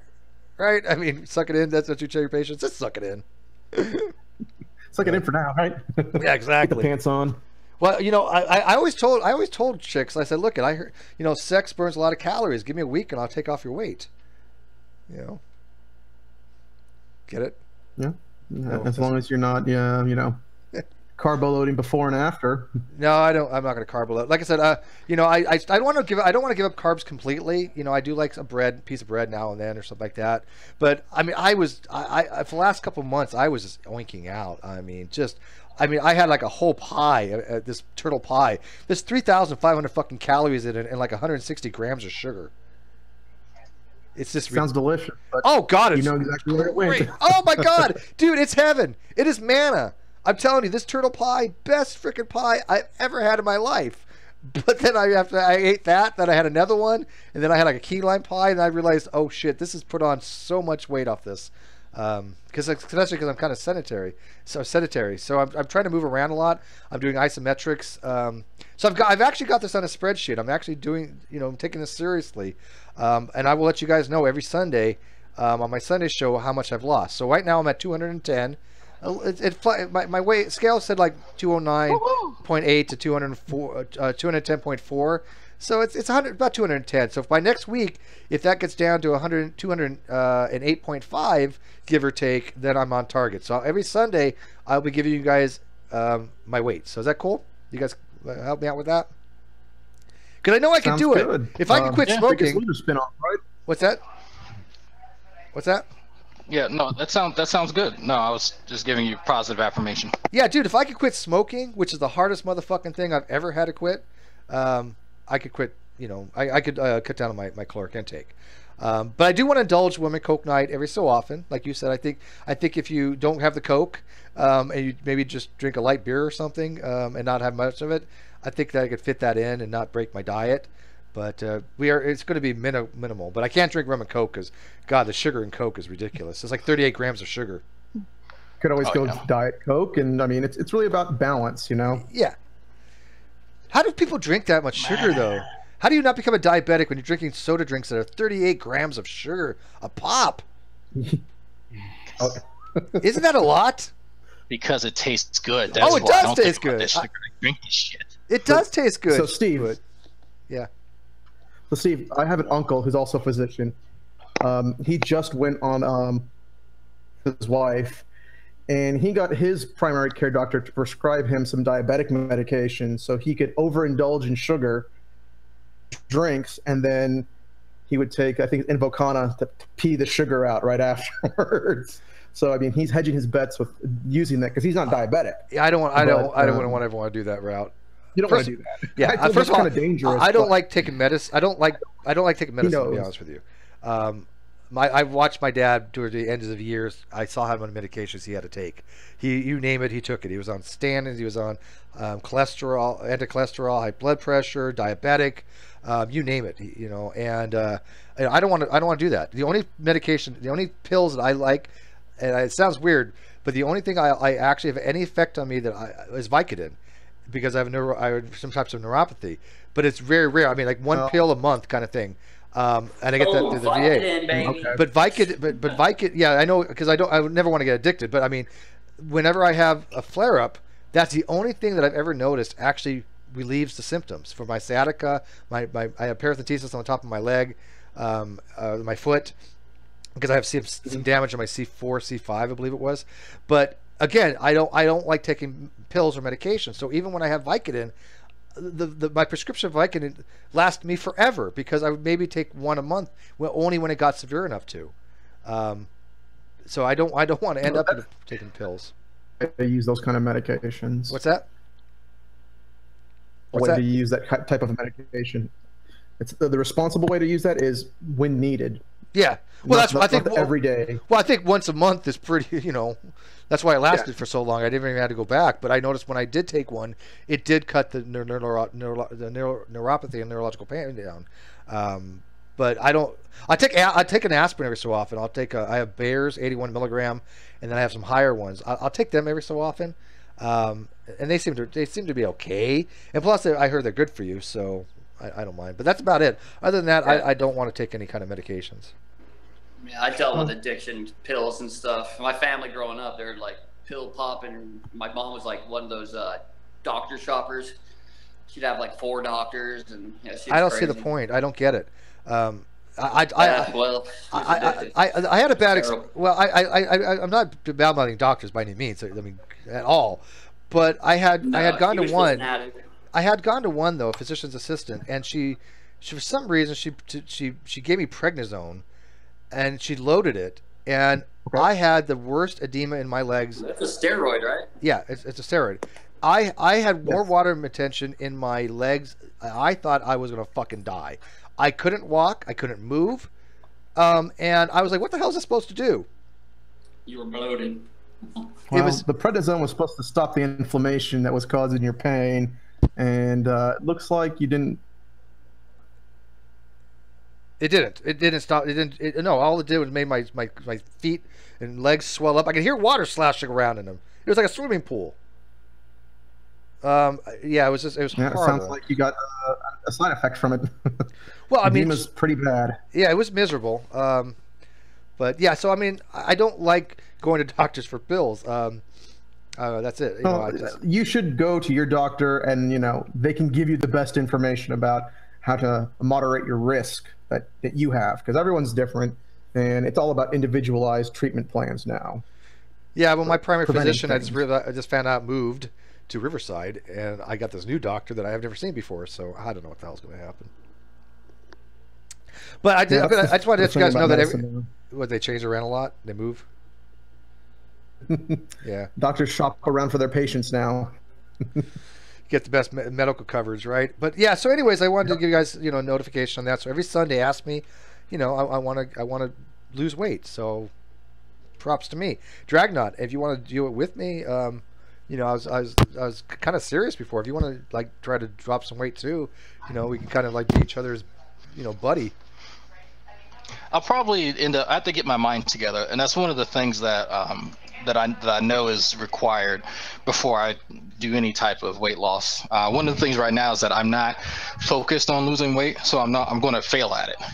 Once I start school and once I start walking to school, that's when I'll be in more of a schedule, and I'll be under more pressure and allow myself more room to incorporate exercise into my regimen. And the other big part of that is me not eating everything in fucking sight. Walking makes a big difference. Before I moved, I walked 5 days a week, at least 2 miles a day, because I'd walk a mile to the bus station, and then I walk a mile back on the way home. I didn't drive that much. I actually used the bus, and so I was at least getting 2 miles a day of exercise, minimal.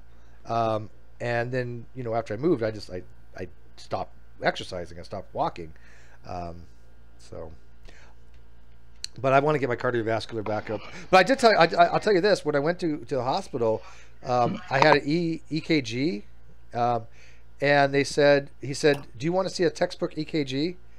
And I was like, "What do you mean?" He's like, "This is a perfect perfect readout."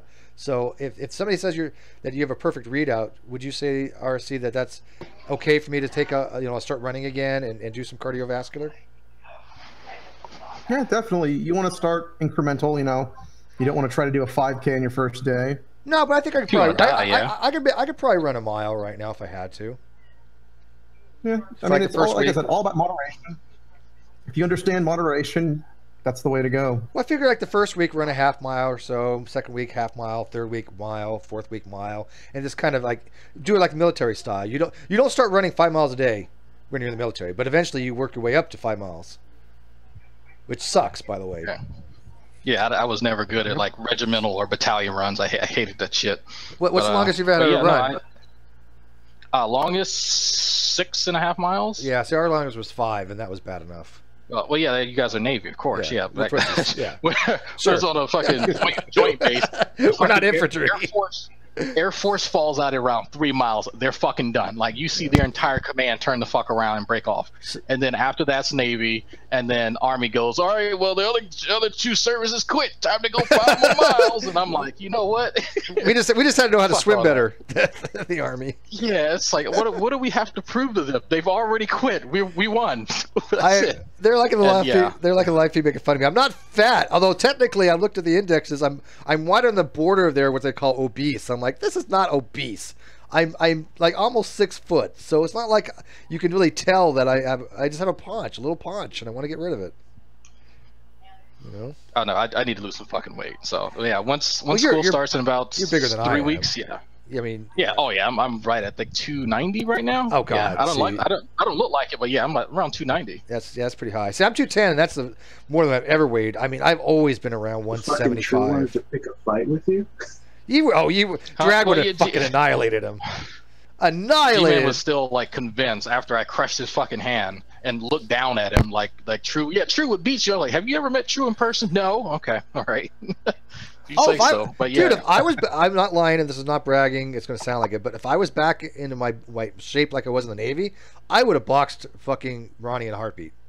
In a heartbeat, because we boxed in the Navy. That's how you settle the scores. I also boxed before I went in a little bit. I never got good at it, but I wasn't afraid to take a punch or throw a punch. But I'm not in that shape anymore. But boxing is kind of fun, actually.